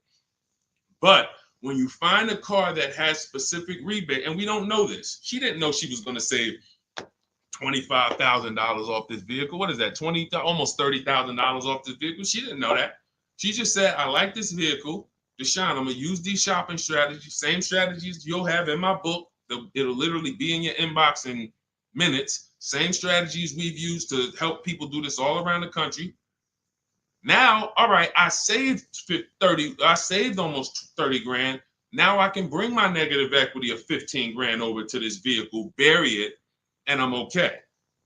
So it's very important. The more negative equity you have, you are targeting a vehicle, or you're trying to find a vehicle where you can get such a big discount, you can transfer that over, go from a non-quality vehicle usually to a quality vehicle, because you're already in a vehicle that's not worth what you owe. That's important to understand. You're already in a vehicle that's not worth what you owe. The key is to getting that into a vehicle you're going to enjoy, and at least a vehicle that is safe and quality, and preferably you're leasing. Because the great thing about transferring negative equity to a lease is once that lease is up in 3 years or 39 months, the negative equity is gone. When you transfer that over to a finance, another 5 or 6 year finance, you're bringing the negative equity over, stretching it out for 5 or 6 years and putting interest on top of it. That's why I don't ever recommend go from a finance negative equity deal to another finance negative equity deal, because you're usually a short-term person anyway. You should be leasing cars. So this is the strategies for getting out of negative equity. Now you can literally go into a dealer. See, watch this. That's a below market strategy for negative equity. What I just talked to you about is what the people who are actually financially wise do and think about. Now you could say, well, I'm just going to go into the dealer and say, hey, I want to get out of this car. Perfect. They'll transfer you out of that. They'll go in and say, all right, we got it. Here's your payment. We put you on a 4-year lease, or here's your payment. We got you in a 6-year, 7-year finance. But you'll never know the discount you're getting because you don't care. Your whole thing is, I don't really want to unlearn what I've been taught and programmed to do. But if you want to say, I want to make the best deal possible and I want to stop making these mistakes that's getting me into these bad deals, I've never had to come and deal with 5, 6 grand, 2 grand of negative equity. It's never happened to me. But there are people, you might be one of them, who every deal you make, it's a negative equity situation. It's a negative equity situation. That's because you haven't learned how to structure your deals correctly. And those are the things that I want you to unlearn so that you can have empowered car buying, be making deals you feel great about, posting your numbers just like Milligan did, and saying, hey, check out the deal I made. Not just check out the car I got, check out the deal that I made. Okay? So that's what you need to understand. And if you can't, and that's how you can transfer out of negative equity, whether you have 10 grand negative equity, 5, 15, those are your options. And that's how we work it. All of this, guys, is in my new digital book. If you're enjoying what you're hearing so far, could you hit the like button? Hit the like button if you're just enjoying what you're hearing so far. I see y'all are running the likes up on TikTok. I appreciate it. As y'all keep tapping the screen, every time you're like, man, you know what? This is good information. Just hit the like button, start tapping the screen. It means a lot. And again, it shows these social media platforms that they need to get more people over here. Okay? So go ahead, Dolan, shoot the next question up. Keep typing your questions, y'all. We are going to try to get through as many as we can. I see you, Patrice Darden. I see you, Mr. Living Right. I see you, Letitia Cook. Good to see everybody tapping in. What's up, Mex? I see you, Kiki. We're live on 2 TikTok channels too. We're on 2 TikTok channels today. All right, now Roby asks, what's the fastest way to sell a lease? I'm over by 18,000 in miles and have 19 payments left. Okay, here's what I'm gonna give you. I'm gonna give you, this is, now, who has a lease right now that they're pacing to go over their mileage? They're pacing to go over their mileage. Who has a lease right now? You haven't gone over yet, but you're pacing because you're not over until the end of the lease. If you tell the leasing company you're going to drive 12,000 miles per year, then they want the car back with 36,000 miles on it. If you sign for 15,000 miles per year, then they want the car back with 45,000 miles in 3 years. You do a 20,000 mile a year lease. Some of you might have not known you can do high mileage leases. We talk about that all the time. It's only a couple dollars more when you get below market deals. If you're not keeping cars 8 years, the high mileage leases are some of the best things you could be doing. It's literally pennies on the dot, cents on the dollar compared to purchasing, and we never have negative equity, and we drive as much as we want in these new cars. If you're pacing, once you bring the car back, you could do 10,000 miles your first year, 20,000 miles your second year, 8,000 miles your third year, as long as the total at the end doesn't exceed what you told them you were going to spend, then you would be fine. So you're not over your miles, you're pacing to go over your miles. So here's what I'm going to give you, Nairobi, because this is a very, very complex thing when you don't have calculators. When you don't have tools, it's complex unless you're really good at math. But what I'm going to do is I'm going to put this comment on YouTube and Facebook. Now now in my book, I have calculators that I've invented. This is actual software that people who use my books and who have worked with me since 2021 have gotten to use. These are things that I looked around the industry and I saw things that people needed to know that didn't exist. So we had to actually build them out ourselves. And so that's why when you get my digital book, you have access to like 5 different custom calculators that we made that no one else uses. So one of them is this lease penalty calculator. Now, if you're pacing to go over your miles, here's what you got to understand. If you call a dealership, one of the biggest lies that they're going to tell you is, come on in, I'll take care of the mileage, or I'll take care of the penalties, or we'll get you out of the lease. Who's heard that before? Type me if you've heard that. Type me if you've ever spoken to a dealer, if you said, hey, I'm going over my miles, or hey, I'm thinking about, I want to get out early, and they said to you, no problem, come on in, we'll get you out of that. Don't worry about your old payments. Who's heard that? Who's heard that? Okay, type me. I told y'all, you got to stay by your keyboards when you're on these live streams. This is not, you're not watching somebody play video games where you could just be like, all right, yeah, let me just watch this person. Nah, this is active learning. This is stay by your keyboard because we dialogue with each other. All right, Latesha, I see you. Carol, yes, I see you. Harold Driver, yes, I see you. All right, so here's what happens.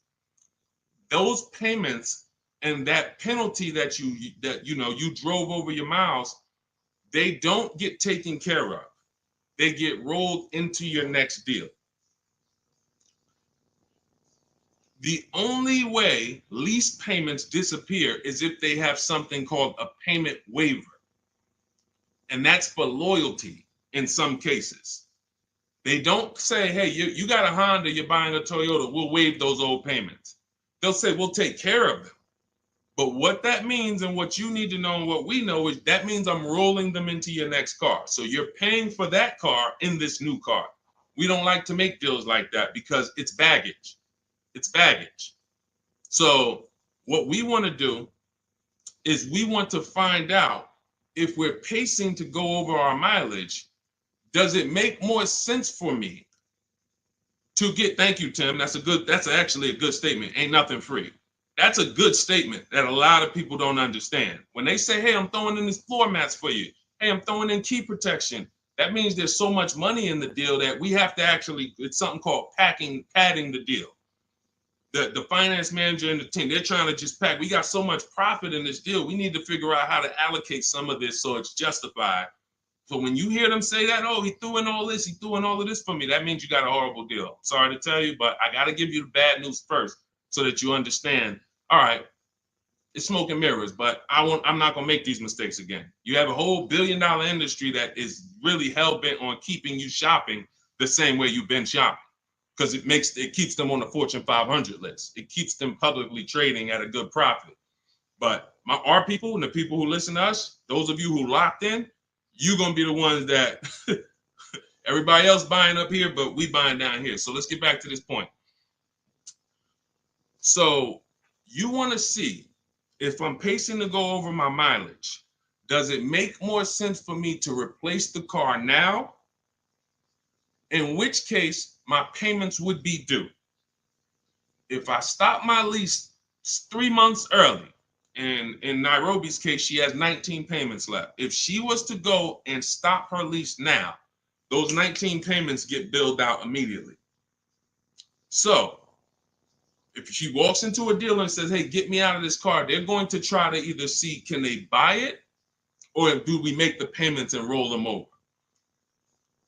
What happens most of the time, and it's usually a better situation, guys, is you would use that lease penalty calculator, you put in how many miles you're driving per month, and it's going to tell you, if you go all the way to the end, this is how much your mileage penalty would be. I had somebody who I work with use that calculator.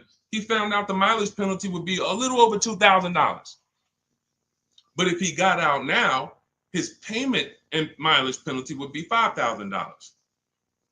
See, first thing we want to do when we find out we're going over mileage is, let me try to get out of this car. Oh, you don't realize that that's a bigger penalty you're paying, breaking the lease early, versus go to mileage, and then you find yourself a below market deal. You get yourself a deal like this. Get yourself a deal like this, because I told you I'm gonna be showing a lot more people. We had so many people get cars over the last couple of days. We're gonna be showing these people. Look, this is Melissa. Melissa got a 2025 Honda Pilot EXL. She got a 15,000 mile a year lease. And oh man, I didn't even when I screenshot her, hold on. When I screenshot her deal, I didn't open it up with all the details that she shared. So hold on, stay with me, because y'all got to see this. She got a 1.27 lease. And if she would have let's say she was in a situation where she had a $2,000 mileage penalty, it would be simple for her to just literally roll that mileage penalty over here on top of her 1.2% lease. So this was her full deal right here. It says 15,000 miles per year, $597 a month. And look, she sold her old car because she was used to financing. This is the perfect example of someone who was taught never lease, never lease. She paid all this money to finance these cars. She had a 2018 Kia Sorento, and she would normally go in, trade that car in, and then use whatever equity she had, 5,000, 7,000, 8,000, as a down payment towards her next finance. And she just kept doing it over and over and over again, paying high payments, losing her equity. So she discovers me. She finds out she's not keeping cars 8 years. She's like, all right, if I'm not keeping cars 8 years, I'm not breaking Deshone's 8-year rule. I'm going to shop for a lease. So now she shops for her lease. She gets the same car she would have gotten and paid tons of money for, $800-900 a month for, because she was financing it. But now she actually she financed, she gets her new lease, $597 a month. And look, she did her offers, the 6 offers I told y'all to do, 10 minutes ago, $12,000 in equity. So she goes in, she gets the new car, no money down, $597, drives off in a brand new $50,000 vehicle. Then she gets a check and she puts it in her bank for $12,000. It's the way the money moves. If you understand what I'm saying, if you're starting to, even if you don't get it all, if you're starting to understand type of dollar sign, it's the way the money moves. This is already a woman who likes driving newer cars. It's obvious. She has a 2018. She's going to upgrade it. So she would normally just go trade it in, finance another car, keep it another 5-6 years, trade it in, finance another car. It costs big money to finance these cars. It costs huge money. So now what she did is she said, okay, I drive 15,000 miles a year. I'm just going to get a 15,000 mile a year lease. If she would have got a 12,000, payment would have been $25 less. If she needed 18,000 like Jen, look at Jen's deal. Jen needed 18,000. Where's Jen? Here she is. Look, she says $512 a month. She got a CRV hybrid, and some of these vehicles are very in demand. So when you see vehicles that are closer to the 1% leases, these are vehicles that have bigger rebates, more support behind them. And sometimes you see vehicles that are 1.2, 1.3. They have a little less support from the manufacturer, but you still need to shop to get great lease deals because most people are paying, either huge down payments or then, they're paying over 1.5%. Again, let's stay on topic though. If you look at Jen, she said my payment was $512. I bumped it up because I wanted 18,000 miles a year to $563. Look, she shopped the payment. She shopped her deal from home the way we teach. She got 25 dealers to get involved online, never talked to them, got bids, used my email scripts, and she said, okay, my best deal for 12,000 miles is $512 a month. All right, now bump me up to 18,000. So she's getting, a lot of people would have just signed the 12,000 and then been talking about penalties that they're paying because they didn't get what they need. We teach something called choosing your mileage wisely. She paid $40-$50 a month and she can drive her 18,000 miles a year, take her trips, do her crossroads, go see her kids in college and not have to worry about anything for $40-something more a month. It's the pennies. That's called being penny wise. Some people will be penny, that's called being dollar wise. Some people will be penny wise. It's called penny wise, dollar foolish. You have to get the mileage you need on a lease. And if you choose your mileage wrong, don't blame the lease. The lease is not a real person. The lease only goes what you put in. If you tell them, work me a lease payment with no money down, that's how they're going to customize it. If you say put the taxes and fees in the payment and give me offers, that's how they're going to customize it. You might have to tell them 2 or 3 times because they're so used to just telling people, hey, we need $5,000 down. So you might have to tell them that, but the lease is based on you. If you say, hey, I need 25,000 miles a year to drive, that's what they're going to quote you. That's what they're going to customize. So we always shop with 12 and then we adjust our mileage later. But that's what you need to see, Nairobi. So you're going to see, use that calculator I put the link for. It'll tell you whether it makes sense to get out now, later, or at the end. But the last thing I want you to compare that to is the equity assessment. I want you to go to CarMax, go to Driveway, go to Carvana, go to KBB Instant Cash Offer, go to Driveway, go to AutoNation, go to Car Gurus, get those 6 cash offers because you may be able to sell your car. And in which case, if you sell your car, all is forgiven. If you sell your car, there's no penalties, there's no nothing because you're actually transferring the title and the buyer is paying the company off. So do that equity assessment. But when you go to those websites, you must put in, when they ask you, is it a finance, lease, or own, put own. Don't put lease because it triggers something in their websites. Now, if y'all are like, you're like Deshone, I'm not going to remember all of this. Get the blueprint. That everything I'm teaching you is out of my new digital book, Cars from Home, 7 Steps to Saving Time, Money, and Avoiding Dealerships. It's already 5-star rated. Shout out to the people on Goodreads who have reviewed it. We're at a 4.9 rating. We got 4.9 overall, 58 ratings, 40 written reviews. Shout out to everybody who's came and told their story about this book since we launched it a few months ago. And you can go and see what the public is saying about it. This ship has sailed. You can get your copy for 75% off for the next 30 minutes. If you visited the website in my TikTok bio and my Instagram bio, once that gets to 0, there's a countdown, 30 minutes. Once it gets to 0, the price of the book goes back up to $97. It's still worth every dime, but I'd rather you pay $24 instead of $97. So on Instagram, TikTok, your 75% off is in my TikTok bio, in my Instagram bio. Get it before the countdown expires and you'll have the blueprint. On Facebook and YouTube, we have a link in the comments for you pinned for you to get your copy for 75% off for 30 minutes only. Again, if you're like Deshone, this is good, but there's no way I'm going to remember all of this. You can watch the replays, get it however you want it. Our system is step-by-step, and it doesn't involve talking. Everything we do is online tools.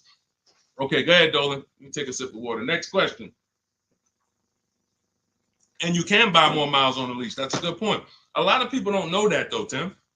They really don't. You know, they might have signed a bad lease or heard somebody sign a bad lease, and then, you know, usually what signing a bad lease is overpaying for it or not getting the mileage you need, or both. I've had people who know they're not going to drive 10,000 miles a year, but because it's $40 a month less, or because they don't know, just pay $40 more and get what you need. They'll just take the 10,000. It's a horrible decision, and it leads to a terrible lease experience. All right, this is Teneros. How much should I put down as a down payment? It's a great question. So what you want to do is understand that down payment is nothing but payment management. It is not deal management. You don't want to fool yourself into thinking that because you got a good payment, you got a good deal. That's what down payments typically can do to a person who's not really good with math. You'll say, all right, I need to get my payment to 400. Now you're looking at a car you like, and you're like, I need to get my payment to 400. Now they tell you, okay, well, you end up putting $10,000 down and your payment's 400, and you think, okay, I got a deal. I'm at my payment. You didn't. You are doing one of the cardinal sins that we don't do here at Cars from Home. You're mixing transactions together. What does that mean? Almost everybody who's financially savvy when it comes to cars is going to separate their loan from the purchase price of the car. These two things are unrelated. You shop for the price of the car separate from the monthly payments. Because when you separate, you realize one thing. When most people are giving car dealers 3 transactions and not realizing it, they're buying a car from them. That's one transaction. They're giving their loan to them, or they're letting the dealer get them a loan. That's another transaction. And then they're trading in their car to them. That's a third transaction. So a person looks at it as one. I just made a deal with a dealership. No, you just actually did 3 transactions in one. And what happens, the reason why that's so bad is because you can't bid any of them out. In order to make sure you got a great deal, you need a great deal on each of those 3. The car you need to replace, you need to get the most money for that. The most money comes from bidding it out on the market with the strategies I just said 5 minutes ago with the companies that I just named, the equity assessment process. That's bidding that out. Now, we bid out our loans. Who's going to give us our loan? Who's going to give us the best interest rate? There's plenty of banks that want to compete for our interest rate. Plenty of banks that they don't even sell cars. That should be a clue to you guys of how much money is really in cars, because there's companies who don't sell cars. All they want to do is loan you money to buy a car. That means there's a lot of money in the loan business. So we bid that out. And there's a way we use a strategy. When you get my digital book, you get something called the Bank Bidding War Blueprint. This is how we make banks and credit unions bid for our credit, bid for our loan. We have 20, 30 people bid without affecting our credit negatively. There's a specific way that credit bureaus allow you to do this. It's called rate shopping, where it's within a certain window. But if you're getting pre-approvals with hard credit pulls and then you're going out shopping, you're not going to be able to do this, because you're going to get a hard credit pull here. Then a month later, you go find your car. That pre-approval expires. Now you got to do another hard credit pull. You already hit your credit twice, and you're outside of the rate window. It's just what most people are doing. And that's why when you get a pre-approval, most people become scared to shop now, because they don't want to let anyone else run their credit. So you're limiting yourself. But the Bank Bidding War shows you how to have unlimited people bid for your interest, and we do that after we find our car. But the third transaction is when we're going to buy a car now.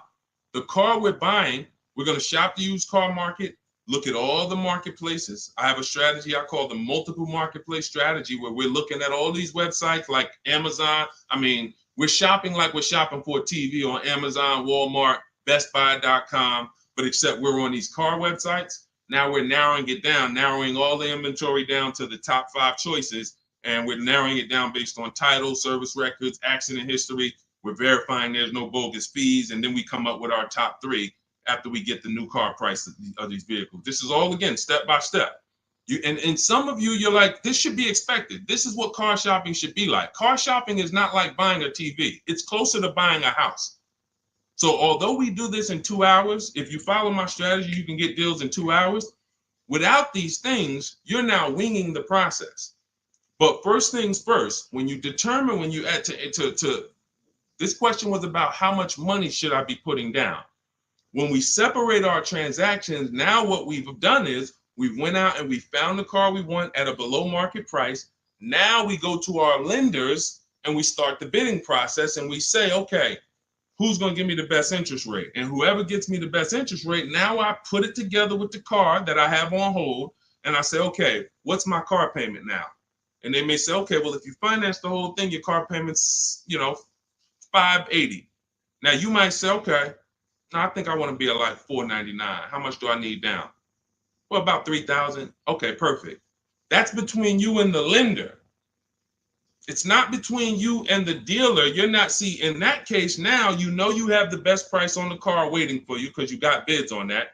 You got the best loan because you got bids on it. And now your down payment is actually going off the principal of the car, not it's going to pad the deal and the profit from the dealer. If you got that, type $sign.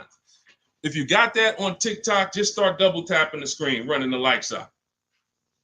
That is why it's important. We call that the 3 pillars of great car deals. You'll have to see these 3 pillars separately. Who I sell my car to, I'm bidding that out. Who I get my loan from, bidding that out.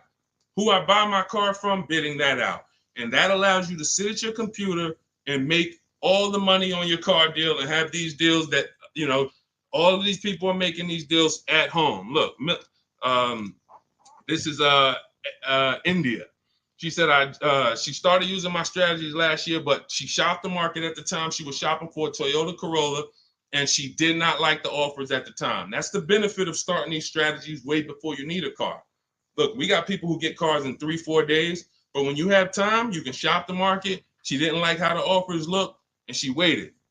She said the best of all my offers were over 1.5% with no money, with no one budging on my counter offers. Fast forward 2024, I had to find a car in 2 weeks, so I got to work. In about 5 days, I walked out with a 2024 Hyundai Elantra Limited, $36,000 for 36 months, $12K, $365 a month, no money down. Boom, $365 a month, no money down. The MSRP was $28,725, making it a 1.27 deal. People would kill right now to be able to buy a car, drive a brand new, dependable car, fully warranted car, shop from home, never had to be stressed out in a dealership, begging for discounts. She's sitting at home and she drives off at $365 a month, brand new car, no money down. This is what it's about, people. It's about learning the strategy so that you keep the most money in your household. Okay? Everything I'm teaching you, everything India used is in my new digital book, Cars from Home, 7 Steps to Saving Time, Money, and Avoiding Dealerships. You can get your copy as part of our launch offer for 75% off in my TikTok bio or in my Instagram bio, but it's only for 30 minutes. After 30 minutes, the price goes back up to the $97 price, which is still great. If you missed it, and you're like, Deshone, I missed it, but I need these strategies. Listen, it's $70-something more. And the strategies you're going to use to save we can't even quantify it. We showed you earlier, somebody saved 25 grand off their price, almost 30 grand off her Mercedes. You've seen discounts of 6,000-7,000. You've seen ridiculous pay. It doesn't matter. The value you're going to get far outweighs the cost. And here's one thing. Financially wise people look at value. Financially foolish people look at cost. Let that sink in. Okay, those of you on YouTube and Facebook, I have a comment below for you. We have a comment pinned. You can hit the link below. You'll see the 75% off. Now, make sure when you get your book at the 75% off, if you get there before the 30 minutes is up, make sure as soon as you purchase, it says screenshot the thank you page. You'll see I put on that page, your book is below. You can click it to open it immediately, save it to your phone, save it to your computer, and I also email you a copy. But I want you to screenshot that page so you can have my support team's email. Every now and then we get people that typing so fast, you actually type your email in wrong. and then you didn't save the book right there on the thank you page. So now, how am I getting my book? You got the support team email. They're 7 days a week. Email, hey, I think I might have typed something wrong. I don't see my book. It's not in my spam folder. Get my team so we can get you the book immediately. So you can have these strategies, protect your family's money, shop with confidence, enjoy car shopping. I enjoy shopping. These people are like, enjoy. Look at what Adina said. Look at what Adina said at the end. She said, thanks to Sean. Hold on. Thanks to Sean for making the car buying process easy. And I want to upload this because it got cut off too. So I'm going to upload this. Thank you for making the car buying process easy. I want you enjoying car shopping. You're about to spend a ton of money. Why should you dread? Look what she said. Last sentence. If you're on Instagram or if you're on YouTube, you can see it. So, all right, Dolan, next question. Let's fly through a couple more. We still got some more time. Come on, y'all, keep typing. Lalia, yes, we send emails out all the time. In fact, everyone who had the book, I literally sent a new copy out to everybody on our list. It was like 9,000 people, maybe a month ago. So, like, go through your email, check your emails from me, because we do that every now and then. Like, we'll literally just update the book and blast the new copy out to everybody who bought one. So check your email, check your spam. You know, I've sent you that book. If you purchased it last year, you've gotten the new book probably at least 2 times, 3 times. We've updated it and sent it out to everybody. Okay, Kevy Kev, good to see you. What are the basic pros and cons of leasing? I know nothing about it, but my husband's considering it. Good question. Let's talk about the cons of leasing first, because I speak a lot about the benefits. The cons of leasing are you always have a payment. Now, some people who buy cars and they always trade them in as soon as they pay them off, or they trade them in before they paid off, they replace them before they paid off. Like, you know, we had the young lady earlier on the stream. She said, I still owe $18,000. I'm about to go and buy another vehicle. So she's always used to a payment anyway. So that's a con. You're always going to have a payment. Another con is you can't beat the car up and not realize the losses. Now, let me be clear on this. People think when they own a car, they can do anything they want to it and not realize the losses. But I want to be clear. If you follow me, let's say a person buys a car, you own it, you put a lift on it, a big exhaust system, one of the big, the joint is loud. You customize that car. Did you raise the value or lower the value of the car? Type it in. Did you raise the value or lower the car? If a person does all of that stuff, customizes the car, did they raise the value or lower it? Thank you, Cam Newton. Lowered it. So let's say a person was going to sell a car and somebody looked at it and said, hey, how much is you going to pay? You know, they're going to pay $20,000 to buy your car. Now you're like, okay, perfect. Now you go and you do all of this stuff to it, put the engine, put the exhaust on it, boom. You come back 2 days later and you're like, hey, yeah, I want to sell you the car for 20. Now they hear that new exhaust. They hear all that stuff you put on. They're like, nah, I can't give you 20 for that. And that thing probably worth 16 now. I don't know what you do to it. So I'm trying to get you to see what I call the unseen expense. This is depreciation. Everything we talk about when we talk about leasing versus buying, we're taking into account how we're going to avoid major depreciation. But people who purchase don't often think that they don't actually understand that whatever they do to that car, if they drive 40,000 miles on it, they just lost money. If my car was worth 20 today and then I drive 30,000 miles this year, that car is going to be worth 10. I'm destroying the value. So you pay for it either way. So when I say that one of the cons of leasing is that you can't do anything you want to the car, well, you can't without paying for it, but you also can't when you own it without paying for it. But if you do that, you have to restore it to its original condition. Now, another con of leasing is you have to be able to estimate around about how much you're going to drive. So people who are like doing Uber or something, you don't know how much you're going to drive. There's a reason I don't tell business people who do those types of businesses to lease, even though they're not keeping their cars a long time. there's a better structure for you guys. Leasing is not it, because you don't know how much you're going to drive. If you have a good year, you might do 40,000 miles. If you have a bad year or a rough year, you might do 20 or 18,000 miles. So you can't predict it. So with leasing, you have to have an enjoyable leasing experience. You have to have some type of an idea when you're going to, how much you're going to drive. Now, one of the biggest cons to leasing is you can overpay by a lot because it's not transparent. It's not transparent. Could everybody who shares, there are a couple people on here, you always share the broadcast. I appreciate you. We need you. Can you hit the share button, hit that arrow, hit that paper plane, and tag one friend in, just in case they might be going to the dealership tomorrow. We need to make sure that they have what they need to win. So shout out to the sharers. We can't do this without you. Now, when you consider that you can overpay, see, when you get a purchase deal, everything goes on that receipt, the buyer's order. You can plug that into a calculator and you can match those numbers up.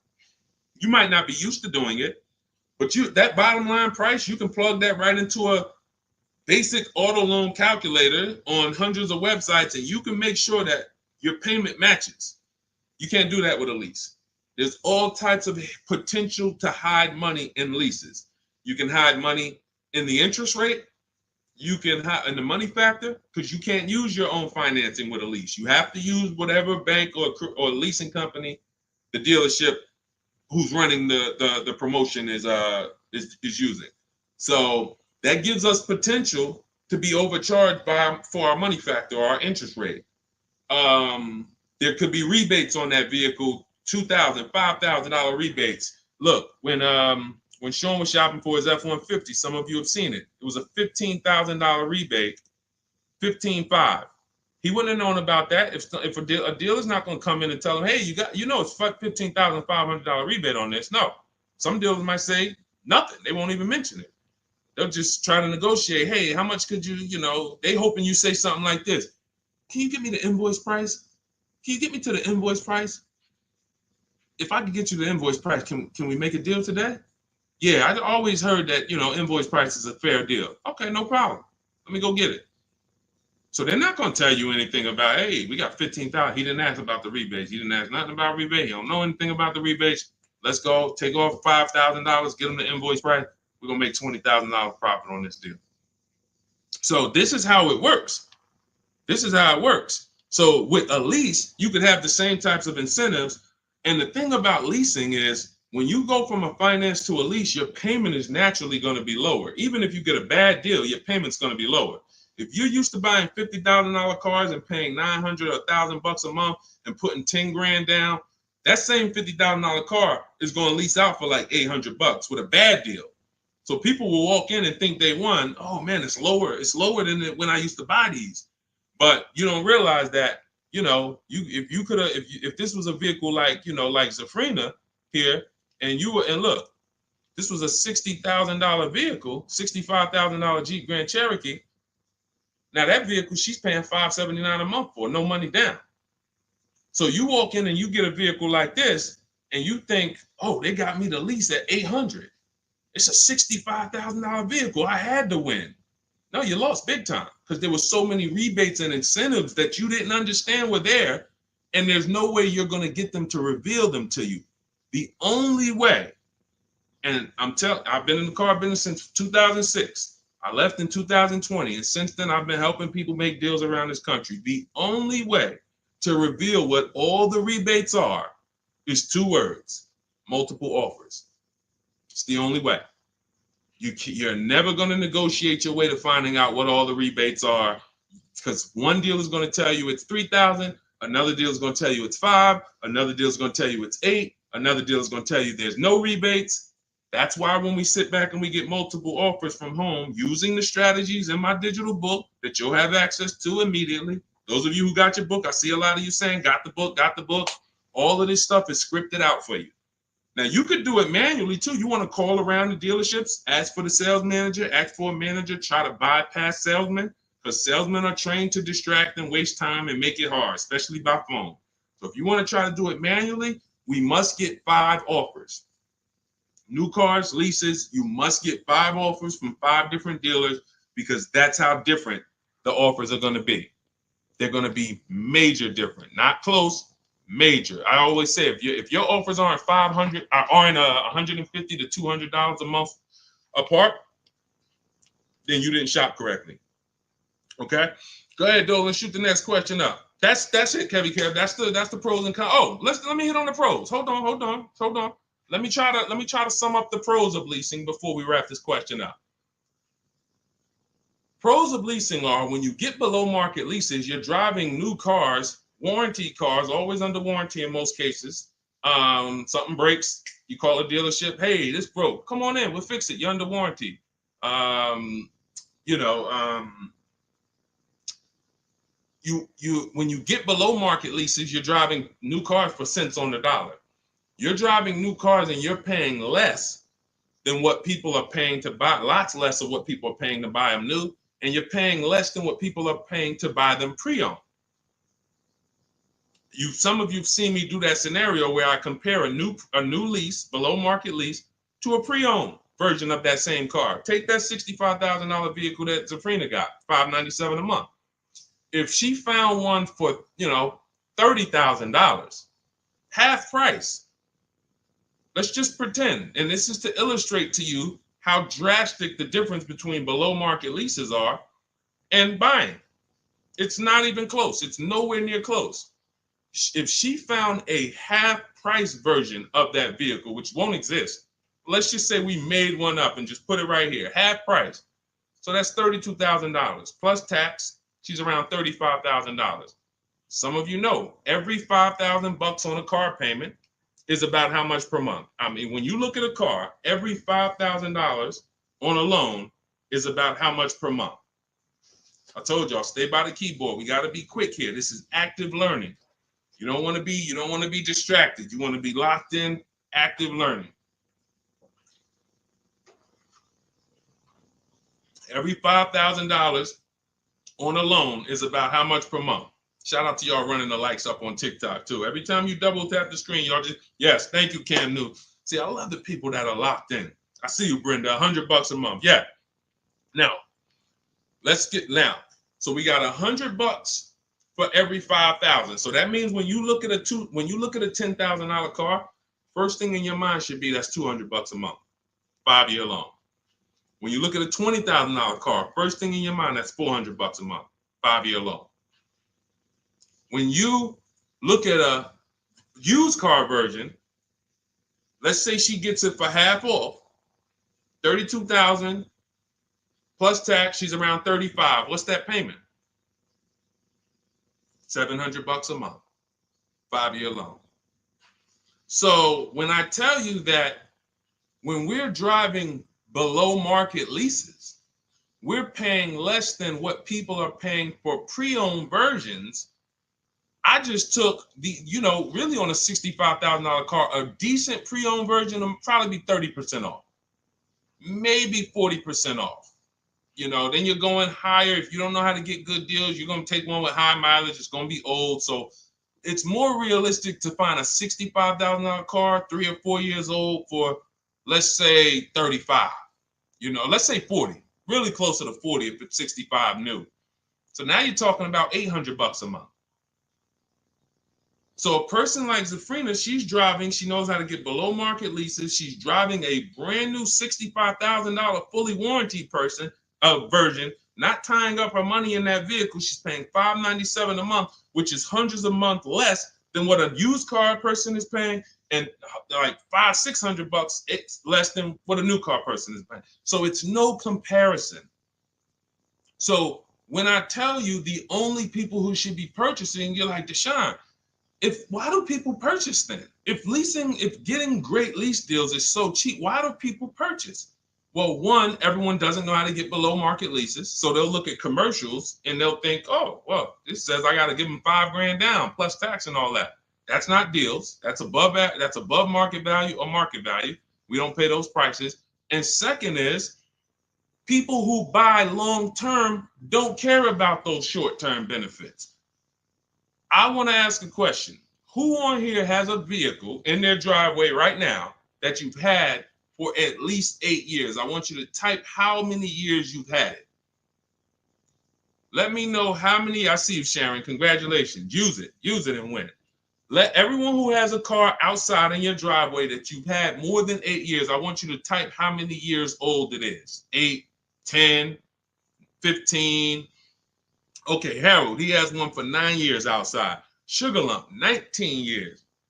Mr. Living Right, 8 years. Perfect. Dwayne Perkins, I see you, 22 years. Look, Julia Murray, 16 years. Look, Brenda, 8 years.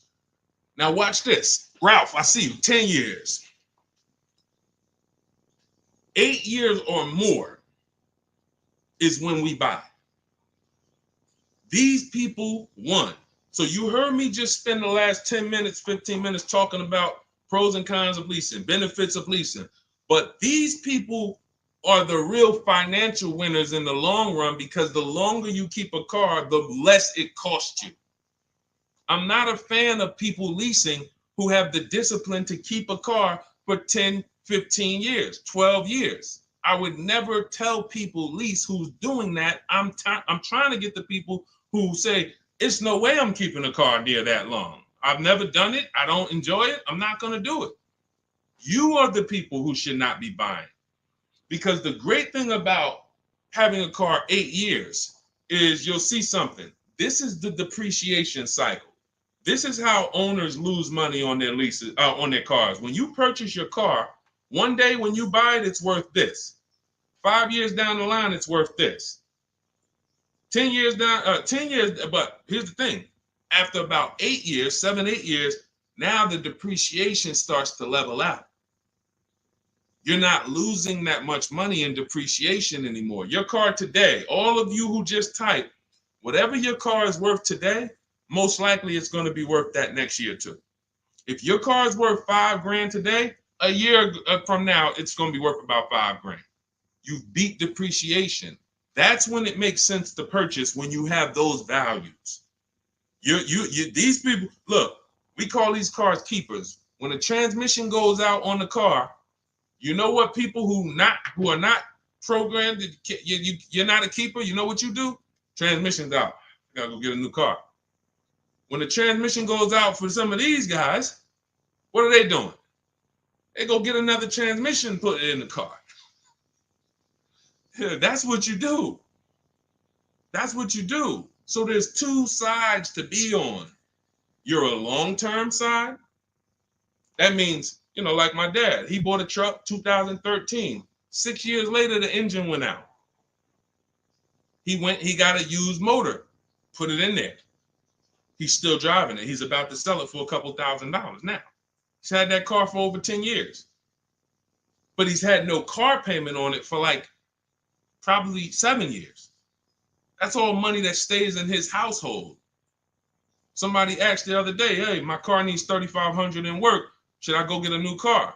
I said, well, first of all, make sure you get a price from a second opinion from a local mechanic.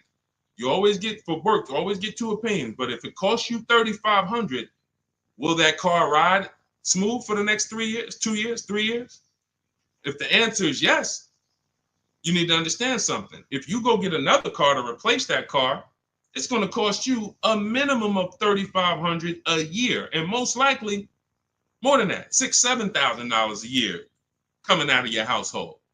So do you want $3,500 one time and now I got no car payment, I keep my bills low?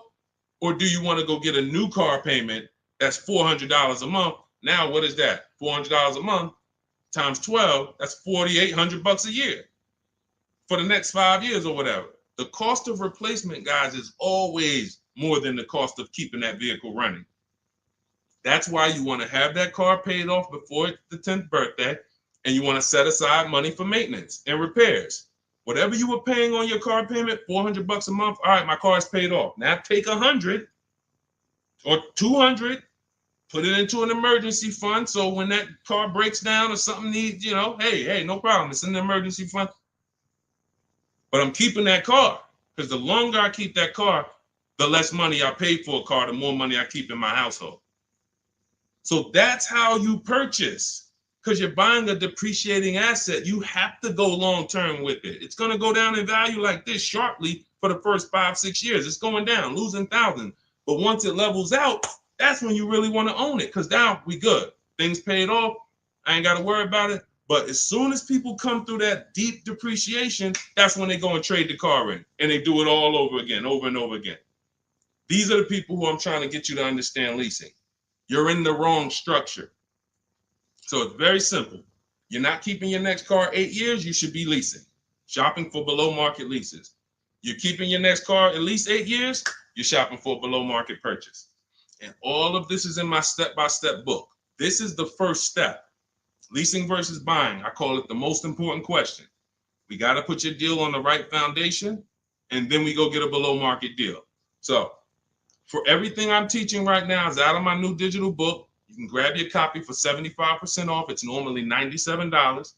If you want the entire blueprint, and you guys see the comments, you see the comments people making, man, get the book. Get the book. You see it. So you can go to, thank God we have approaching 10,000 people who have the book. Thank God. We are getting this in a lot of people's hands. People love the welcome offer. And the same people who are using it would look back and say, Deshone, I would have paid the $97 knowing what I know now and what I'm seeing in this book. But to get it at 75% off, $25, even more value. But it's only for 30 minutes. In my TikTok bio, in my Instagram bio, click that link that says 75% off. In my YouTube comments or Facebook comments, we have a comment pinned for you for your 75% off. But once that timer hits zero, guys, it does go back up to $97, which is the normal price. And it's worth every dime at $97. Okay, so get your copy. Make sure you screenshot the thank you page as soon as you purchase, and make sure you take a record of our support team's email, because sometimes you go and you type it in, you're like, I'm finally going to be able to enjoy car shopping. Man, I'm about to make the best car deal of my life. And you're so excited, you type your email in correctly, and now it's wrong. And so we can't email you the book. Now, once you get the book, you're going to see, as soon as you pay for it, I say, open your book below. So there's a link right there on that page to actually open the book, and you can save it to your actual, you can save it to your phone. But I email you a copy too. And sometimes if your email's wrong, you're not going to get that email. So make sure you screenshot that page. It has my support team's email, or look at it right here. Look at it on the screen. Get the support team just in case. But that's not for questions. Do not email me any car buying questions to that. That's only for making sure your book gets to you. Okay? So I want you empowered. I want you making the best deals you've ever made. I'm just going to show a bunch of more people before we rock out. I didn't get a chance to get to everybody's deals that has sent me a deal in the last couple of days. I didn't get a chance. Ansley got his second vehicle. He said 2 down, 1 more to go for the year. He got this BMW truck. We showed Melissa. We didn't show American Senior Benefits. You guys can read this if you're on Instagram, on YouTube. You can pause that. But we'll go more detail on the second stream. Keep sending me your deals, because I told y'all I was going to bring them onto the show. And after you make your deals, email me. I want you guys proud of the deals you're making. I want you excited, not just about the car. Everybody gets excited about posting their cars. Everybody. You'll see that all through any social media platform. People get a new car, they want to take pictures of it, but they'll never show you the numbers. And you may have been this way, because secretly they're ashamed. The last thing they want is somebody who understands the numbers to look at that deal and be like, hey, did you see this? What's the $4,000 here? Did you see? How many offers did you get on this vehicle before you paid this price? Oh, no, I just thought they don't want that. I don't want you living like that. If you've done that before, I don't want you like that. I want you like all of these other people you're seeing posting your car deals, like Melissa, like American Soldiers Benefits, like Ansley, this is his other car, like Rosalie, like Jen. Hold on. We do this all day long. Like Teddy, like Jared, like Zafrina, like Pierre. Numbers. That's what I want. And that's the confidence you will have after you get your book. So get it. If you do it your way, do it your way. God bless you. My way is no talking, right from home. That's why we call it Cars from Home. So I'm going to check out. God bless y'all. I'll see y'all on the next stream. Share this with a friend. Before you jump off, share this with one friend that you're like, hey, I got somebody that my best friend, they need to see this, because we have to help people protect their money. If we don't get this message out, our friends are right now in dealerships right now overpaying. Okay, so God bless you all. I will see y'all on the next stream.